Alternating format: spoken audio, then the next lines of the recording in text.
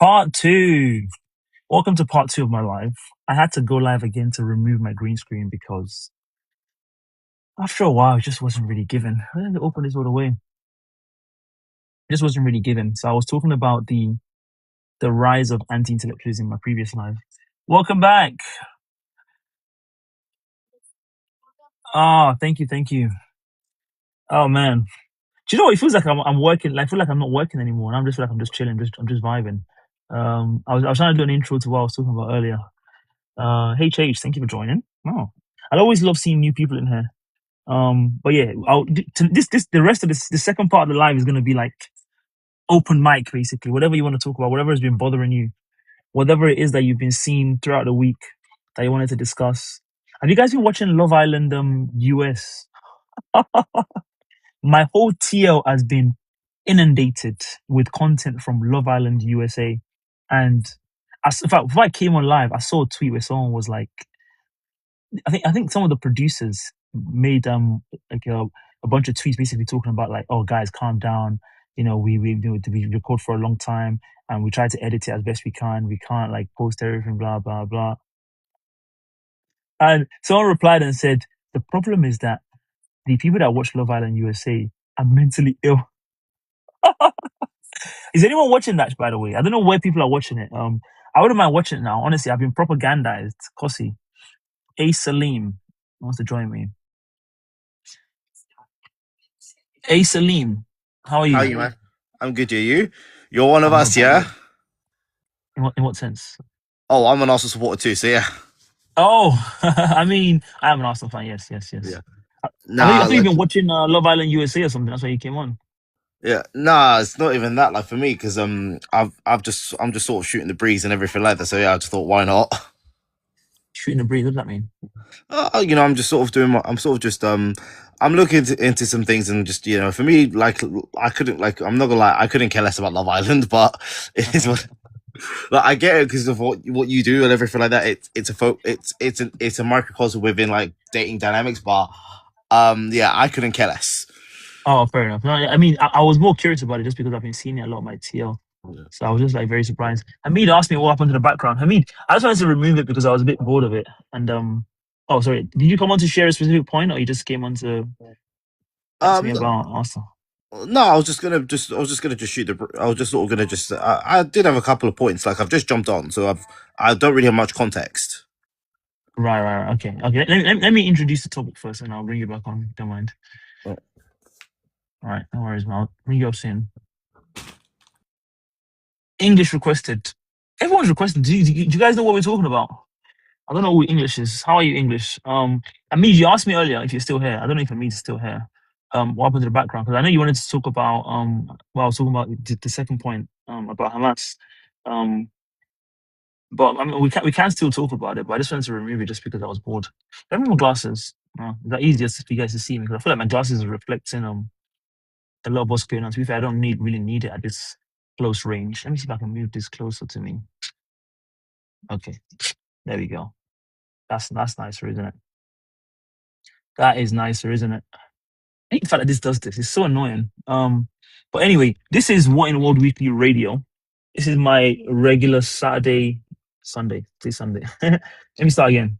This is What in World Weekly Radio. This is my regular Sunday show, and the aim of this is basically to kind of summarize, wrap up what's been going on during the week. There's been a lot of, I mean, there's always a lot of stuff going on, social, political.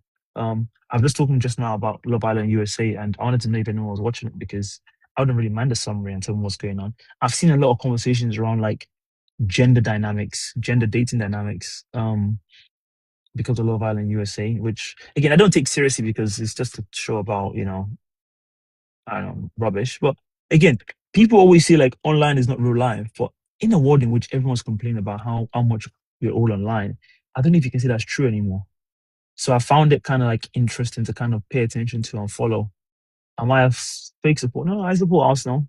But I don't really care about football in like it's not do or die for me. I don't really care. If Arsenal didn't win the league, it would bother me, but I would have been over it already by now. I don't really care. Like that's the best way to enjoy sports. Like don't enjoy it like strongly. Just enjoy it while you can. Like, whether or not this happens or that happens, don't deep it too much. Um, but I was talking earlier about When you order Eze from where? That's quite funny. Do I know the history of Arsenal? Nah, I mean, I don't know what you mean by history. We'll see. I was talking earlier about the rise of anti-intellectualism. Well, the perceived rise. Anyway, like I don't know. Now all these Arsenal loyalists are like, oh, you guys are fake Arsenal supporters. I don't even know what that means. Like, what does that even mean? I was to be fair, maybe he's just asking as in like, maybe I just watch football and just bought the jersey or something. But what's wrong with that?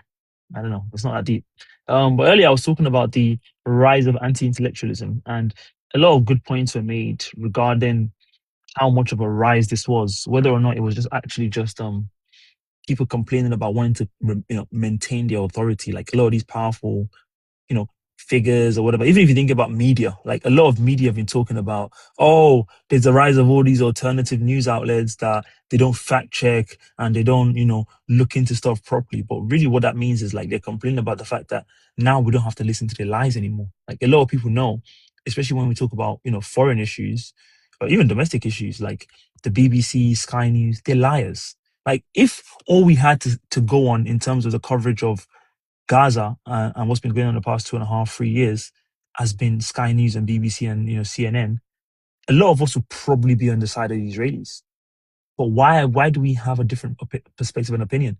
Because we've been on Twitter and we've been able to just have people that have phones in Gaza have been able to just bring us the truth about what's going on. So I don't think you can ignore the democratizing effect that this situation has been like, where you don't have a centralized, again, intellectual opinion being promulgated, and you just have a situation where anyone ostensibly can share their views on what's going on. I think that's been very, very good for us. And again, Gaza is a perfect example, right? The reason why we've been able to get, the truth about what's going on in Gaza has been because, despite the fact that unfortunately Israel has been doing what they were doing, at least before they unalived this many journalists, a lot of independent journalists on the ground have been able to give us the truth about it. If all we were doing was watching, CNN or Fox News or, you know, BBC or Sky News, we'd have a very, very different perspective to what's going on. So my take on this anti-intellectualism stuff is that I don't know if we're any more anti-intellectual than we used to be. I think what we do see is that people are able to access other people's opinions easier than they've ever been able to before. So a lot of people don't even get their news from news outlets per se anymore. They just go on Twitter. Like I'm the same. And in fact, the reason why I've been able to be accurate on a lot of world affairs is because I don't really watch, mainstream news. I mean, I watch it when I want to critique and complain about them, but ostensibly, you're able to have, even journalists have Twitter accounts, right? And they're able to just kind of tweet their perspectives, opinions, scoops, things like that. And so that level of democratization is also allow people to be able to share their views. That's what the internet's been about, right? Like everyone can share their views. Everyone can just, I think you can become an expert by people listening to you. And maybe sometimes people listen to you not because you're accurate or you have the most knowledge about something. Maybe they listen to you because you're the most entertaining. um, I suppose that's a currency in itself. But if you think about someone like maybe like Alex Jones, for example, some people might say like, okay, that's an example of where it becomes a bad thing because people like this don't really have much smart stuff to say. You want to say that about a lot of these issues, but a lot of people listen to them. I don't know. Is that so bad? Is that so good? I don't know. Alex Jones was someone that was ostensibly sharing opinion. And if there were loads of people that were listening to him and genuinely believing in what he was saying, how much more different is that to people that believe that there was weapons of mass destruction in Iraq? That was brought to you by, I'm sure, some of the smartest people in America, right? You were lying. All the people that lie you into more wars, into spending $1 trillion again. Now we're talking about America now on defense, really offense. These are super smart people. So why wouldn't we say like because of people like that we've seen a rise and an increase in anti-intellectualism? Why is it that it's when average people are sharing their opinions and thoughts, or they're becoming famous from being able to entertain people and share their thoughts like all these streamers? That's when now we have to really be worried or concerned about the rise of anti-intellectualism. I don't really see this to be a serious position in my view. So I don't really think there's a huge deal to be made or huge something to complain about when you talk about this rise in anti-intellectualism. I think it's all kind of fake and contrived because ostensibly it's just people complaining about not being able to have the the means of power that they used to anymore to be able to like just lord over everyone else.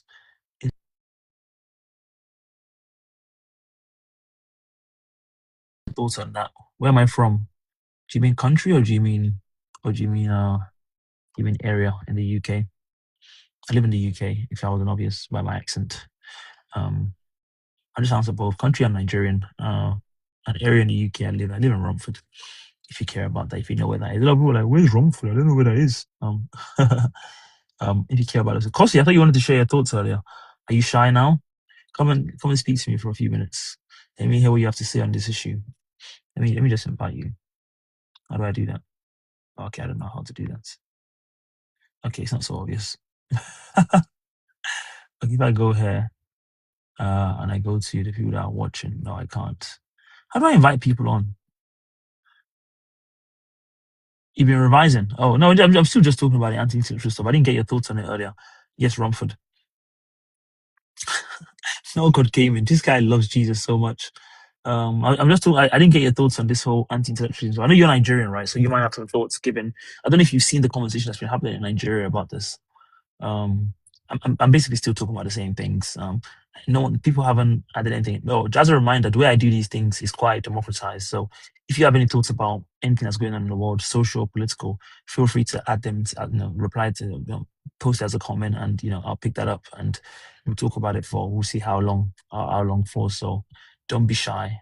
Share your thoughts and opinions. This is meant to be like a democratized radio station for all of us to kind of just talk and say what we want. So that's the idea around it. I bring topics sometimes. Oh, Burson say hello. I bring topics sometimes to help guide the conversation, but it's not always the case. So today I've been talking about the rise of anti-intellectualism, the perceived rise, should I say? Some people think there's a rise. Some people say there's a rise. I don't know how much I agree or think it's a problem, but if you think it's a problem, do let me know.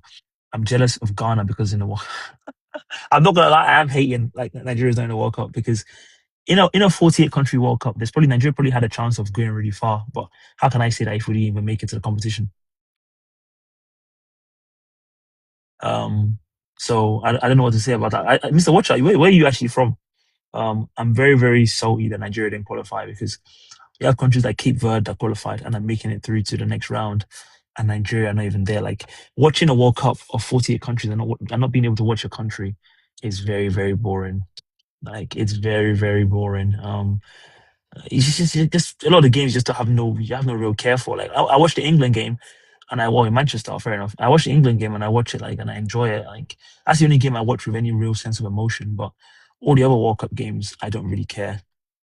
Messi's been doing his thing, fair enough. I don't care. Like I like Messi as a whatever as a footballer or whatever, but it's hard to watch football when you're not emotionally invested. Like it's too long of a game. It's too boring. Maybe when we get to like the business and like the quarterfinals and stuff like that, it was like getting fun again. But so far it's just kind of hard to watch without having anything like seriously, emotionally invested in it. But yeah, I'm happy for Ghana. Shout out to them. When I watched the Ghana game, I don't know. I wasn't really rooting for them. I don't want to be a hater, but like I don't know. I just felt ambivalent. Like I wasn't really like I just felt I don't feel anything about the Ghana team. Maybe it's because they haven't got like players you can root for, and they haven't really got serious talent. Semenyo is pretty good, but I actually haven't even really seen him play that well. So overall, I haven't really seen anything that impresses me about what's going on. So it's kind of been a bit disappointing to be honest. Overall, not being able to watch a country. Oh, Kossi, there you go. Hello, mate. Yeah. How are you? Why does no one come on with the camera on? What's going on? I'm not You wearing a know, you shirt. know, yeah, I you can. no, you don't have to. I'll just say because if you come on without a camera on, when I post the recording, it just shows my face. So sometimes people ask me like, "Oh, are you the one talking?" And I'm like, "Guys, you can see my lips are not moving." Uh, let So me see. Let me organize myself before. because then if I post it, then people will be able to hear me, and it would look like a professional operation because then they can see who else is talking, and it's just not me. All right. But I mean, if you can't, then you don't have to. But like, Let me obviously, figure out it'll my just help. situation as well. No, fair enough. Yes. But when it comes to anti-intellectualism, a lot of things, right? That everything's multifaceted, right? And Right. it's why I do like coming on to or listen to your lives because it's just everyone's opinions from the Hmm. multifaceted approaches. Yeah. I don't think it's just like smartphones, right? It's the way they're being utilized. Okay. Let's take. Oh, I went for last week or last time I came on. I went for dinner with my mum, my brother, and whatnot. Hello, Jemai. She said hello to everyone. Yeah, No, go. that's I'm all listening. good. I went on.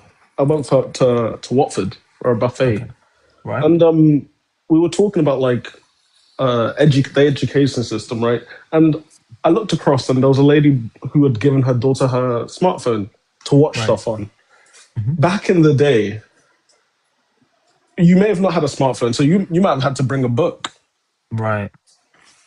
So I think that, I've always said that, I mean, it comes with privilege, right? I was very privileged growing up. I can Hmm. imagine you're rather the same, right? I think most immigrants or Nigerian immigrants you come across don't come from nothing in a sense. So, but I was I mean, lucky I got to I go don't know. home. I came out of the mud. Yeah. Yeah, yeah, yeah. Oh, then congrats to you, man. Like a lot of the ones I've met, right? Or like when I go home, it's a very stark difference to the lifestyles we live in the UK. Is Right. what I mean, right? But let's say my Mm. grandparents, when I would go back to Nigeria all the time, we had a encyclopedia. So we had an A to Z encyclopedia of like Britannica, and then it went on different topics, blah blah blah blah blah. Imagine telling him we were bored. I mean, to be fair, now you mentioned that. To be fair, when I was growing up, we did have like a lot of those. But I guess again, it's almost like if you come from situations where you didn't have like a lot of electronic stuff, all you can do is like read or like do stuff that doesn't require you to be But even with the online and electronics, getting a right? quick dopamine. Yeah. But even with the electronics, we had some rules against it, right? Like you can't just sit there with it all day. You can't Oh, have it yeah, in wait. So what you're saying is that the fact that we're so digital, that's leading to a kind of it's how the digital is being utilized, right? When it's just utilized to entertain, it's not so good, right? Like I think having the book just increased my curiosity. I could tell you a whole bunch of facts about possums, penguins. I have no reason to know them, but when I was bored one day, he said, "Read about this," and I went and read about it, what would right? you And what would you say is the value of that though? curiosity. So you think reading about random things? I mean, because you could say like now with like a phone and stuff, you can access so much information that you can like watch a YouTube video about almost anything. So why doesn't that? And people do watch people watching YouTube videos about loads of random stuff. So why So would that's you what I'm say saying. like It's that it's whatever the digital thing is being utilized for, right? If I go on my For You page and stuff, mhm. every other video is probably something to do with politics, something to do with history, something to do with whatever I guess my interests lie, right? But they always almost lie in something that is teaching. If you're just watching it for the TikTok dances, for the edits, we're gonna see very different things when it comes to but you know. I guess the question there would be kind of Mm, like you can't make people like stuff, right? Like people like what they like. And so if people are, I think someone that came on earlier mentioned this, like if people are consuming stuff that's all about like, the dances, all that kind of quick dopamine stuff, mhm. is that something that's wrong with them? Or is that just a thing about like they're experiencing the world in a certain way that they want some relief? Because like if you're wanting that quick dopamine, right, it's usually like because again, I guess in your life in the real world, off the internet or whatever, you're not getting that. So how much can you blame them for that? And that's why I say it comes with like this is why I say for me, like even my answer, I know that it comes with privilege, right? Because I had the opportunity of having my granddad who had his A to Z on Britannica. Not Right. everyone's gonna have that in the home. Like he had his own library, right?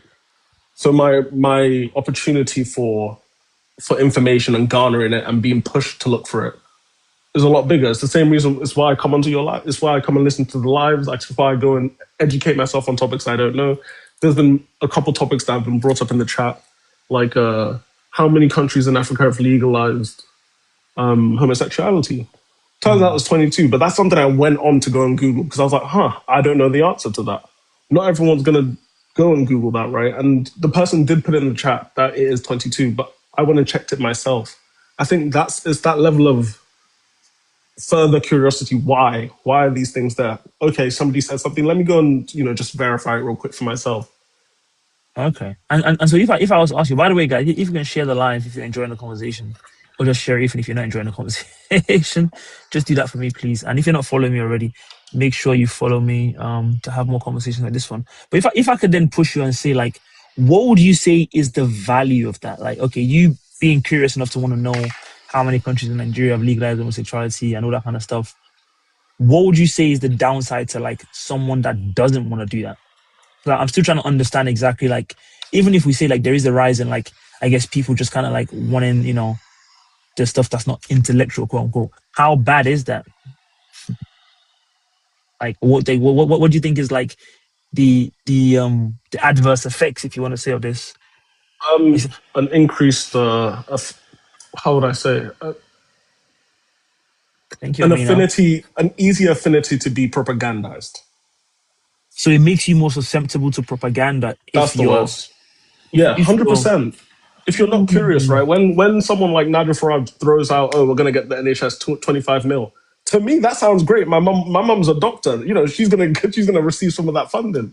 right, I then go and Google it, but then right? the And it's not to say that Googling and all that stuff is the ultimate right, crux, yeah, but somebody who just takes that number and says, "Yeah, sounds like Brexit's a great idea," I don't blame them, but that level, that extra, I always think curiosity is so important. And right. instilling that from a young age, which is why people are going to start. I think the rise in anti-intellectualism comes with the rise in like we were saying, digitalized forms of media, Game Boys, the DSs. But it's only when it's used as a tool to distract from curiosity. If a Thank you kid for is the being follow, my really appreciate it. So go on.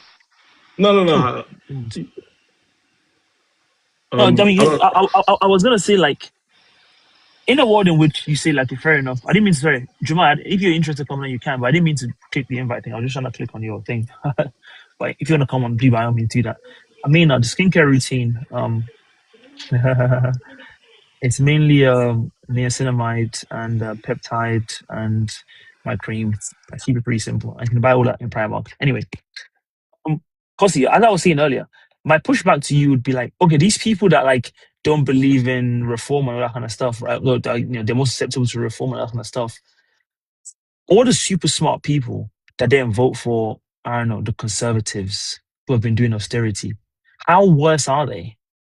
Like it seems like for all the smartness of these people, the outcomes don't really seem to be that much different. Like all the super smart people are the ones that brought us the climate catastrophe we're living through right now, right? All the super smart ExxonMobil scientists and stuff like that. So in a world in which those people are the people we trust, what's the difference? That's an interesting pushback because that's the same as like the cigarette industry, right? Right, But right, exactly. like, well, then like this is what I say about propaganda, right? Like the susceptibility to it being increased means that you're voting against your own interests, and which will lead to further knock-ons down the road, which you then see with people voting in. I've always said that's one thing I find the most interesting: how the government and people, the people at the top and the lobbying groups are able to make people continuously vote against their interests. I don't know the answers to that, but like I think that's one of the most interesting forms of propaganda. Right. And I would say it seems like curator say hello, and it seems like that seems to be a problem for both super smart people and people that are not so smart, if you want to say right. Because I'd say I like don't think you don't think so? smart people make those decisions, or like is access. Does somebody having access to money or having access to the media make them smart inherently? Or let's say the doctors and all the other people who are involved in selling the drugs in the opioid epidemic, does that make them good smart people just because they were paid off? They may be smart, but if they're paid I off mean, I mean, I mean, I opposition, mean, I mean, they're intellectual, right? Like we're talking about anti-intellectual. Everyone's talking about being intellectual. I mean, they're definitely intellectual people in the colloquial definition of intellectual for sure. But but I just feel like people were battling bigger issues, right? And the only way to enforce that is to start with the common man, right? Like, and then you build up to trying to fight against something like a lobbying group who has all the media at their disposal, in a sense, right? Because yeah, that's what you're perhaps. fighting against. Like you've got a Dr. Fauci. I don't know where his politics lie. I don't know anything like that, but he was being pushed. I don't. Yeah, fair enough. And I like mean, he may have done, yeah. No, sorry, I was just going to introduce one. Curated, I think you're going to love this because we're talking about the rise of anti-intellectualism. And Curated is Nigerian, so she knows about Pella and the streamer that kind of kicked off, not kicked off the conversation, but like, at least in a Nigerian sense, kicked off the conversation around Oh yeah, she would know anti-intellectualism. So I'd love to hear what Curated has to say about that, especially given the Nigerian context and given there's only 6 people in here. So, like, we can talk about Nigeria today. We don't have to that. worry about I'll people not jump being able off to for now understand it. No, then. no, no, it's fine. It's fine. I she hasn't come on yet. So, yeah, the Okay. olodo uprising, exactly. So, I mean, you can stay if you want. I mean, are you gonna come back or something? Yeah, I was trying to figure out my camera as well. Oh, okay. Oh, yeah, okay. Yeah, Because you're going to do that. I put on a shirt, man. I put on a whole shirt, man. Ah, Like, go on, go on. Okay. and then, Curate, if you can request to join, so I can add you up. I want to hear what you have to say about this. Um, it'd be good for our Nigerian audience to um because I'll probably post this one for our Nigerian audience, and I want to hear what you have to say specifically about this. Hello. Hello, how are you? I'm good, thank you. How are you? Not bad. No, we can finally focus on Nigeria today. Finally. So for context, if a lot of you that are not Nigerian here, I will just kind of clear the table quickly about the conversation.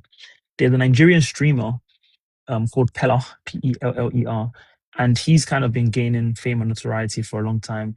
A lot of his niche is like to act dumb. I don't know if he's acting dumb or if he is dumb. I don't know, whichever one it is. I think Kira will be able to give him more details on that.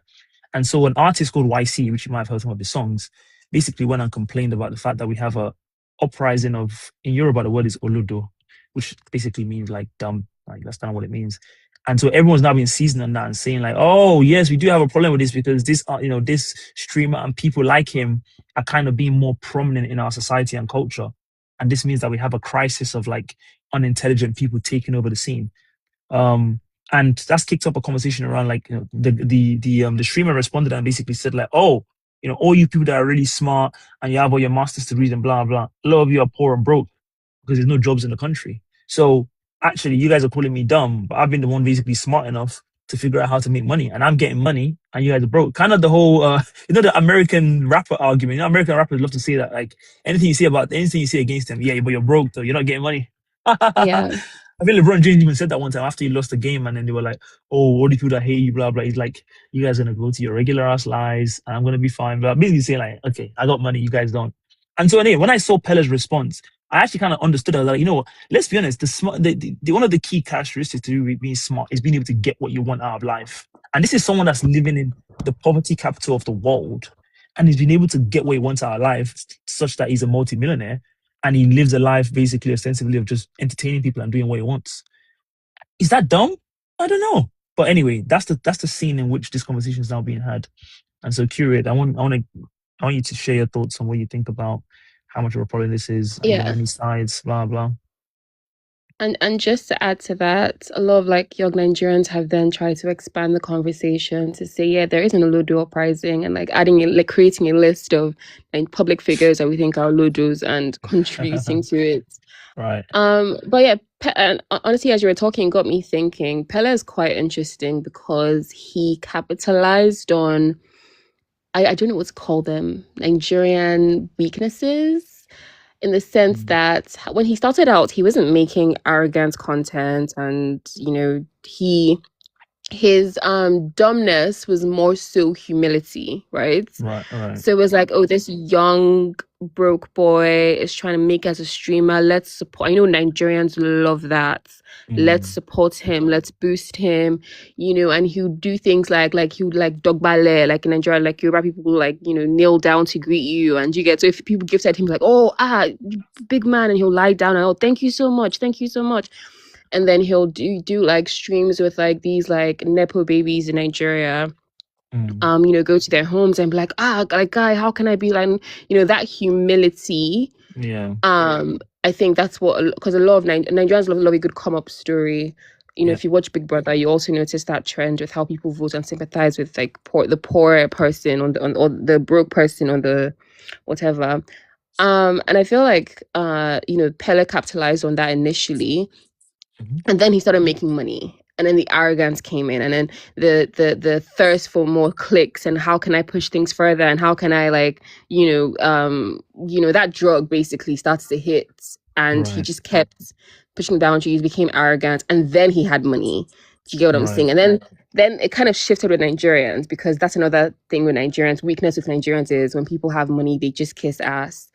And they just like keep following you, and they keep just kissing your ass basically. And now that's what Yeah, he's they, now they, they kind of capitalizing they on. worship you because it becomes like you have like an aspirational life, which everyone kind of wants now because you know, yeah, if you have people being wealthy, like obviously even in the West, right, there is that sort of like element, like people kind of like the clicking and the kind of like yeah, but like in Nigeria, like it's extremely more profound. It's If you're not Nigerian, extreme. it's Yeah, a in hundred Nigeria, it's times more profound. extreme. Like the worship of wealth we have in Nigeria is incredible. And again, I guess it's the poverty capital of the world, so I guess maybe that I don't, follows but on. then there are I mean, it's poverty capital because we have more poor people. There are countries in Africa that are poorer than us technically and have like perhaps a lower, but and I don't see that with them. I think Nigeria just has a very, I think we're very capitalistic, and we just have a very, I don't know what, I don't know where it came from, but we just have a thirst for wealth.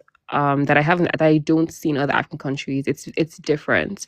And I always say to people that, and there's a lot of pressure in Nigeria because poverty is very punitive in Nigeria, more punitive than I've seen in other parts, like other countries, even within Africa, like countries that are experiencing famine. Like I think poverty in Nigeria is more punitive. So there is a huge pressure to become wealthy, and I think that pressure. Oh my God, Appa, hi. The fact that someone is calling me King Von should just tell you the So you just perspective that people. you just terrorize everyone's lives. It's not only me. I'm just terrorizing from You're life to life. you're an equal opportunity offender. That's hilarious. King Von, Appa, please don't expose me here, please. Thank you. Yeah. So I think I lost my chain of thought now. You're saying poverty is punitive in Nigeria. Oh yeah. So poverty is quite punitive in Nigeria. So it creates a huge like pressure, which is why you see Nigerians excelling, both good and bad. But people are willing to do anything, push themselves really hard, whether it's legally or in academia or in sports, or just to get out of that. Or there's the other side where they're willing to push themselves into crime and really go far, with that. Yeah. So about the olodo uprising, and yeah, I think it's interesting because Nigerians are people that take pride in being wise or being knowledgeable or being educated, right? The few that are. And even within those groups, you still see some dumb behaviors, right? And then when you also look at like because I'm thinking of that the olodo list that people have been making, online. Where is it again? Let me try and see. I'll search on my Twitter on my other phone while you're talking and see if I can People find are it. just making arbitrary lists, like just based on their own opinions, like people that they think should be on this olodo Okay. list. But you also find government officials that are educated and that are exposed, but they're willfully ignorant, or they've traded, feeding themselves, like selling their souls, and now become olodos willfully, because they want to benefit, because they want to, become successful or capitalize on the system. So yeah, I think even just beyond the like illiteracy rates or like lack of education or access to or good education, I think there's also Nigerians that are educated and that are willfully ignorant, and that are willfully ignorant, and then there are ones that know they're like being ignorant, but they just do it to feed their stomachs. Because I don't know if you saw that that interview with Daniel Bawali, I forgot his last name, but he was interviewed by that British Mehdi Hassan. Hassan. I don't think I Do saw you? it. No. Oh my God! You need to watch it. You have to watch it. That's It something was the that'll be fun most. for me to do, like live responses on TikTok. No, But no, say, no. oh, on original content. No, every 2 minutes needs a reaction like to it, because Right. he was, he's quite confrontational. So he was like quoting him. He was like, "Okay, but you once said Simba was a drug dealer. Do you still think that?" He's like, "I never said that." He's like, "You said it April 3rd, 30, like April 3rd, Yeah. 2022. Are you?" And like, he'll be like, "Oh, he'll be like, oh, show me. Oh, it's fake news." Oh, he's like, "No, but this is you on national TV saying this." And like the man was having to deny his own words Right. because his stomach has changed, or because in trying to feed his stomach, he's now changed, sold his soul. His position, yeah, of course. Yeah. So such a person, once upon a time, I think most Nigerians thought he was intelligent because he was quick calling out, like speaking the truth and calling out the government. But now he actively defends the government and says like what we're seeing is a lie and this and that. So yeah, So yeah. do you think of anti-intellectualism in Nigeria as being a genuine problem? Is there genuinely an uprising in your view, like an increase or whatever? I think as educated as Nigerians pride themselves in being, when you try to think critically within a country that, culture, religion, ethnicity, tribes are such powerful things, people can shut you down.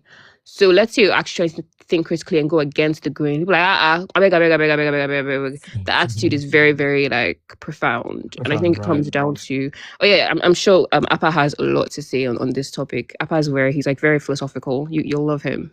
Bring Appa Okay. up. Yeah, but if you can request, do you see like what do you think of Pella's response in terms of like I think even Jarvis is his wife now actually seems like that was fake, but actually I think it might be real. Wow. Is his wife basically saying like both of them saying like, well, they did what they had to do because obviously there's no real jobs for the intellectuals in the country, so what do you expect them to do? What do you think of I that guess kind the of question would response? be, does Nigeria reward intellectualism?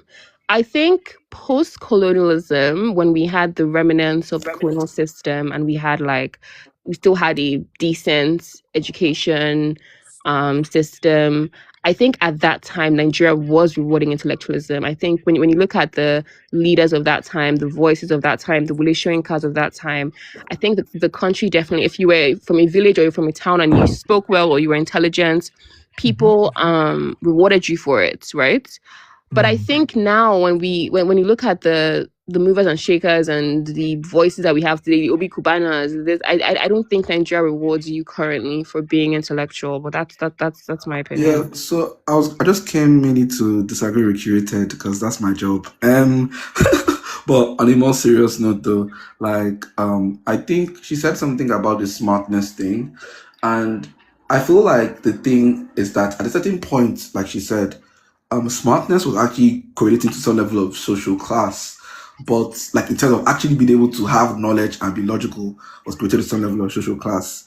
But with the decline of like multiple institutions in the country, what you then see is that what is actually then prided is not actually being smart, but being able Right, to perform smartness.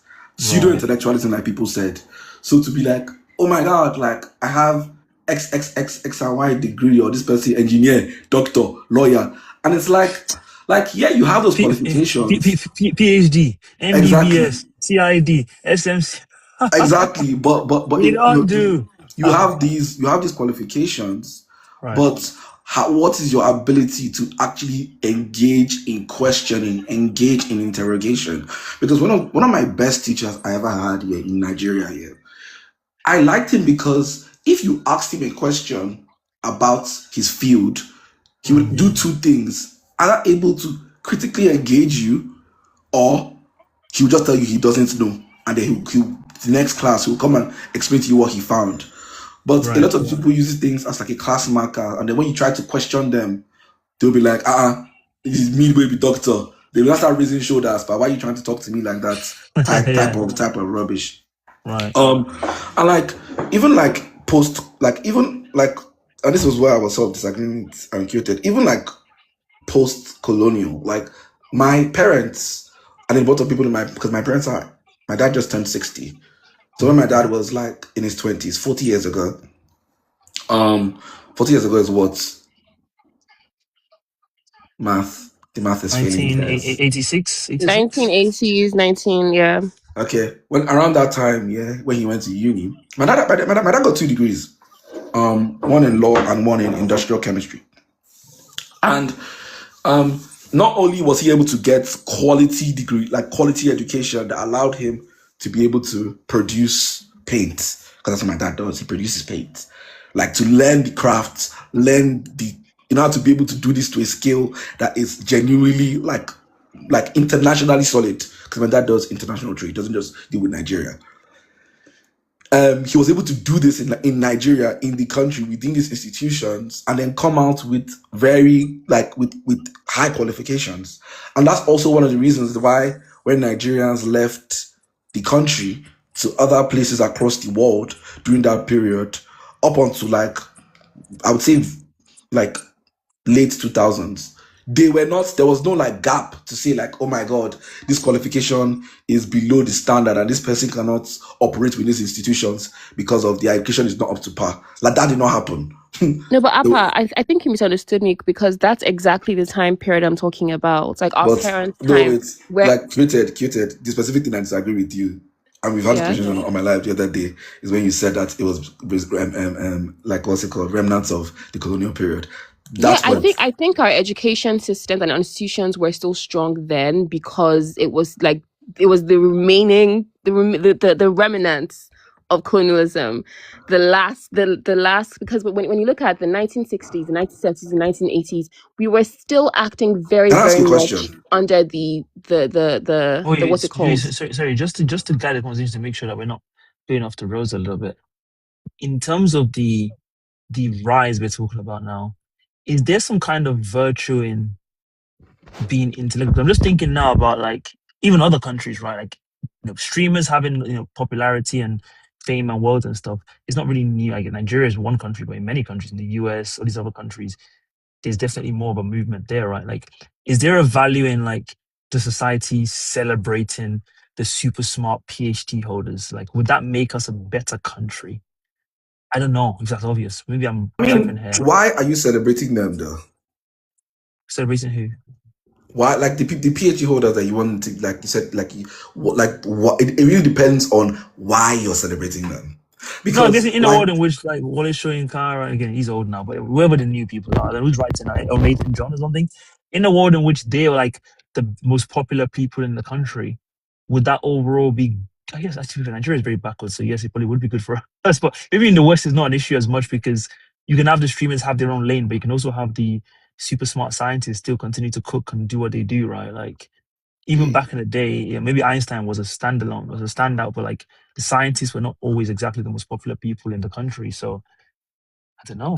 I've said a yeah. lot there, but So the reason why I asked you why is because if then it ends up being this, oh, these people have money or these people have class, so we're now worshiping them or having a right, sort of dogmatic relationship with them because they have these positions, then I don't think that would be best orientation, because then it's less about the content and more about the title. And regardless of right. how you got that title, whether it's that you went to go and put more money inside lecturer's hand and maybe some dodgy ways you went to go and get that title, then Right. we should. But if it's about, okay, we are heralding these people because of the content of their intelligence and their contributions to the society, then that will be more productive. That's why I asked why. But if it's that second one, genuinely yes, because I do think one of the issues with corruption and the way corruption has destroyed the country is that honest work is not really valued. If someone sits down, puts their hand puts labor into something, it's not about, oh, nobody really cares about that if you don't show money. And what they care about is about getting to the money as quick as possible. Yeah. Right.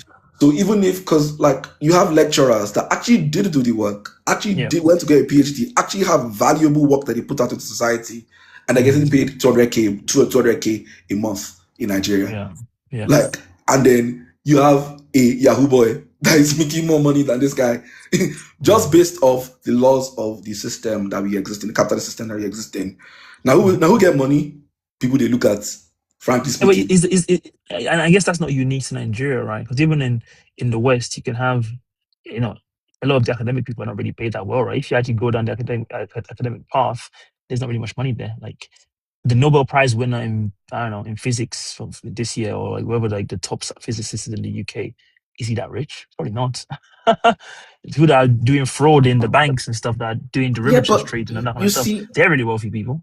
facts though, and that's something I wanted to say though, that I don't think this two things actually. So first of all, the distinction I would make is that even as much as I agree with you, I also still think though that the baseline that they're able to reach, generally speaking, is much higher than you would in Nigeria, in a sense where, in as much as I'm not making as much money as this other person, there is still a certain baseline of comfort that Yeah, is true. I don't have attractive. to worry about. Yeah, Yeah. that's one part. And this is another thing I was going to say. Anti-intellectualism is not a unique characteristic of any of Nigeria. It is actually a worldwide phenomenon. We are generally across the globe seeing a decline in people's education standard everywhere. Like genuinely everywhere, everybody, like it's everywhere. Really? No. There are studies. What do you base that on? There are studies of this, like there are studies that show that like people's cognitive ability, people's ability to engage, their cognitive metrics across the board is drastically dropping. And one of the things that I would say would like you can look at to this is just basically the type of media that is actually being pushed out worldwide, the type of music that is actually being consumed worldwide. Like, I mean, in the 80s and the 90s, you would see music that is doing like, that would be on charts, that is doing social commentary, that is talking about like issues in the world, and people are engaging in it and they are actually enjoying it. The fellas of the world. The fellas of the world. All my ladies pop that pussy. All my niggas throw that money. Yeah, true. I mean, sometimes I've listened to like who is it, Glorilla? And again, she's an example of this, right? She's not like by no means like the worst one. But you hear the song, you're like, she's just saying words. The words don't even go with the beat that she's even doing. That's the bare minimum of making like Not a too much, good song. not Like, too much on Glorilla though. Not too much on Glorilla. I ain't gonna lie. I hear you. Yeah. The content of the story, the lyrics are not the best. But I'm not even saying the content. Honestly, it's not about the content of the lyrics. Nah, You can she say can whatever rap you though. want, Hey, but not I'm too much talking on my about like girl. Oh my god. it's not even matching the stuff she's saying. I think Curated dropped off by accident. Anyway, let me get Curated in here. She's been saying a lot in the comments about colonialism and the link, which is a very fascinating angle I haven't really thought about. Curated, are you back with us? Yeah. You sound a bit muffled. Oh, sorry. Yeah. There you go. What's the point you were making about coups and the military dictatorship in the comments? I missed that. Oh, someone was asking about whether or not corruption was as bad as it is now then. And I said it's been I was trying to say it's been a constant theme in Nigerian history, because if you look at a lot of the coups that were staged then, the justification was, oh, this government is so corrupt, so we need to get rid of them over and over and over again. So I think corruption has always been a constant theme in Nigeria. But yeah, I think intellectualism is dying across the world, and even just beyond intellectualism. I've been saying for a while that greatness, to me, seems to be dying. Greatness in every sector. What? Yes, I think greatness, because for a long time there's always been a passing of the baton. So before Michael Jackson, there was, I don't know, Stevie Wonder. I don't know. I'm bad with like 80s or 70s music. Right. But you always knew this is the next person taking over. This is the next person that's going to be just as Drake era. Oh, please. Like, is Drake really great? Is Drake a legend? Don't say it. No, hosts. Like there was... Drake is our modern Michael Jackson. There was Tina Turner, then there was Janet Jackson, then there was Beyonce, but you can see that sequence, and it's like now. Sip some water. Hydrate. Maybe it's the song. You guys are hating on Drake, man. Drake has a lot of bangers. But anyway, let's not get distracted. Sorry, I'll let you continue your point. My bad. I'm getting... No, I was just saying, like, there was a sequence, like, okay, and even with fashion, like, you could see, okay, this, like, after this person would be Yves Saint Laurent, and this person, and like, it was going up, like, things were increasing, like, people were getting better at their craft, and it just seems like since then, even when we compare, like, couture houses to what they're putting out now, to what they're putting out in the 80s or the 90s, it's like, there's a I don't know if it's skill, talent, or quality gap, but there's something off. Or we look at writers. We had great writers in the 70s and in 60s, and then in the night, and like since then, who do we have now? But a lot of those things, that's because we're living through it, though. Like, okay, Michael Jackson probably maybe is unique. So have these unique people. But a lot of these great people, in their time, is only time that now allows them to now look like, again, not that people are great, but like time now makes them even more than they No, were. I think, Like, I mean, No, yeah, then they it's become legends. But I think from the beginning, people could see that Tina Turner was great. Everyone knew who Tina Turner. Everyone knew who Whitney Houston was. She was great from the onset. Then she became a but Drake has been legend great since afterwards. Marvin's Room, no? AJ, Oh my A please. long run. god! AJ, please. No? AJ, please. So we don't deviate. I just want to say something here. So the thing about it here is I feel like it's not even that. It's more so about because like a lot of these industries that used to produce these people just got run over by capital, and money just became the determinant factor of Right. of what is best. Not like in a way where like anybody really care if it's like good like the pinnacle of quality of like that skill. It's just about how much money it attracts, and that It distinction generates, yeah. that distinction didn't used to be as that distinction used to correlate as per more time than not. If this person is making the most money, there is a somewhat correlation to their talent, like a high correlation. But I do think like these industries, like for a variety of reasons, that is multifactorial, really, like started getting like gutted in a way where that's like correlation just was not matching as much. But I don't think it's then that like people, and I feel like there are still very talented artists right now that could actually be in the realms of like they're making very very quality arts. I think what is this, like I swear, like I don't really want to go to music because there's a lot of things that makes people like have the varying conclusions as we have in music. I mean, one of it is the is how we even consume music right now. Right. Like Right. like when we're growing up, music used to be go to like a centralized sort of like system, whether it's being radios or MTV, Trace, and because of that, people were always consuming the same things or similar things, and Right. because of that similar consumption, we could come to sort of similar consensus of if this person is good or not. But now that you have all these different niches here, let's say me now, I just do a particular type of music, and within that realm of music, I think this person is the best thing ever. But you never actually encountered that person in your life because of maybe your For You page, your Spotify did not actually Right. ever bring that to you. Yeah. So Yeah. you will come to But, very but different conclusions. man, isn't that a point I'm making earlier about like maybe the issue is just that like again, at least when it comes to stuff like music or even opinions, or we're talking about anti-intellectualism, is that things are a lot more democratized. And so again, there is no central goodness or amazingness that like everyone can reference because there's so much space you can make for yourself. Like, I can literally be, sometimes even on social media, you go on someone's account and they have a million followers and you're like, I've never heard of this person. But that's okay because they're not for you, clearly, right? The people that know them know them.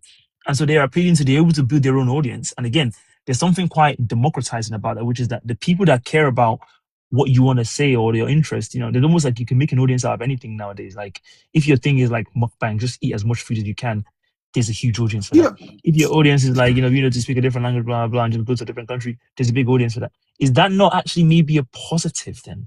Yeah, like my thing, Lambs actually took the words out of my mouth. My thing with this concept here is that like I think institutions need to exist. But I think and these institutions were a bit controlling, but I don't think the answer was to then leave the institutions, but it was more so to restructure it. Like, because see, the fact of the matter is that, first of all, one thing that happens when everybody's allowed to make whatever they want to make is that you Right. become unable to control and quality control. I don't even mean in terms of oppressing people's opinions, but I mean if there's something that is genuinely harmful or like that is problematic in a certain sense, it's difficult then to like say like to hold those things in in check in terms Can of you give me actually. can you give me an example of that? I would say, I don't know. I mean, this. Because I think we it's. talked I earlier think it's a about grounded example to say this though. But for me, like for yeah. example, someone like Andrew Tate. I don't know what Okay. opinion you have about him, but I think he's I just don't think his content should be consumed by like young teenage boys. But because of this democratizing and everyone just able to say whatever they want, and he's charismatic and he has an interesting personality, he's then influencing people in a way that what's it called? Teenagers cannot really control. or rather parents cannot really control because of these things don't have a central like appeal system. For example, now why can't parents control it? They can just speak to their children. no, it's never been that simple now. It's never been that simple. Like it's I never been mean, that simple. I Like don't really sorry, know. you're not Well, able, like it's very difficult. Like because I always say this thing and it sounds funny. The inside is outside, the thank outside you is for the follow, inside. Rafka Natawin. Really appreciate it. The, Hope you're enjoying the the conversation. inside is outside and the outside is inside. In the sense that um when you're inside a household, yeah, you're not able to just say, oh, what is outside? We don't do anything like that. Like you should not do that. And then you are expecting it just to just be like, okay, yes, mom, I'm just going to listen. More time than not, when it was coming through TV stations, yeah, if Mhm. parents were able to mass appeal, they could get that thing banned off the TV station because they're appealing to that central system. There's no centralization here, so there's nobody to tell advocates not to do that or Uh, advocates to prevent these opinions. It just I'll is. be, I'll be, I'll be honest. I don't really know if that's a problem actually, because there's many things that children shouldn't consume. That might be on social media, that might be in real life, like alcohol and cigarettes or whatever. That is in the purview of the parents to make sure they don't consume that. Maybe by just like if you raise your children in a way Why where do you think? Why do you think those things don't appeal to them. AJ? Um, you know, Like, let's be real though. Why? Because if this was how human beings operated and this could work, why do we ID people when they so go to are buy you saying like alcohol? why? Why do you ID I people mean, when I they go mean to buy alcohol? that's more of a common sense measure though. That's not the same as like No, it's the same concept because if you could just say, "Oh, parents, talk to your children. Don't let them buy alcohol if they're on. Don't just tell them like why they shouldn't be consuming alcohol if under 18." Then we wouldn't need to put IDs in place. We put I think IDs in place because that control is still necessary. I mm, think I, back in the I day don't it think that's the same thing. was I think back in the day it was easier to control what your kids consumed, like because it was through books, magazines, the TV, and then it turned to the computer. But back then the computer was the house computer. So you were using it downstairs in the family room and your parents could technically still see what you were doing, could, see your history. But now everyone has an iPad, everyone has their phone. You can click like I was holding my phone, I was on my home screen, and this like 4-year-old just grabbed my phone and went straight to YouTube. And I was shocked as like how quick she went to YouTube. I was like, how? And then I was thinking, you can't read. And I realized, oh, it's the logo. She can see the logo, and like that's how she knows it's YouTube. And then she goes, oh, can you put YouTube Kids, please? And it's like just like this has never happened before. So I do think some legislation is, and the government does need to step in some form, and legislation is Yeah, needed in some form. and I mean, I Because don't know if I. I remember back then when people used to like come at Britney Spears or like Beyonce and saying like, oh, don't like the same way people come at like Cardi B and Glorilla now. People used to say, oh, don't you think you're setting a bad example for young girls? And their responses used to be, well, you're their parents, so parent them. But I feel like now it's almost impossible. Why yeah, is that? because like again, like for the reasons you said, because like the ability to control the media is increasingly like more difficult. Like it's increasingly more difficult to like to do things, and also like was something that you said about it being democratized.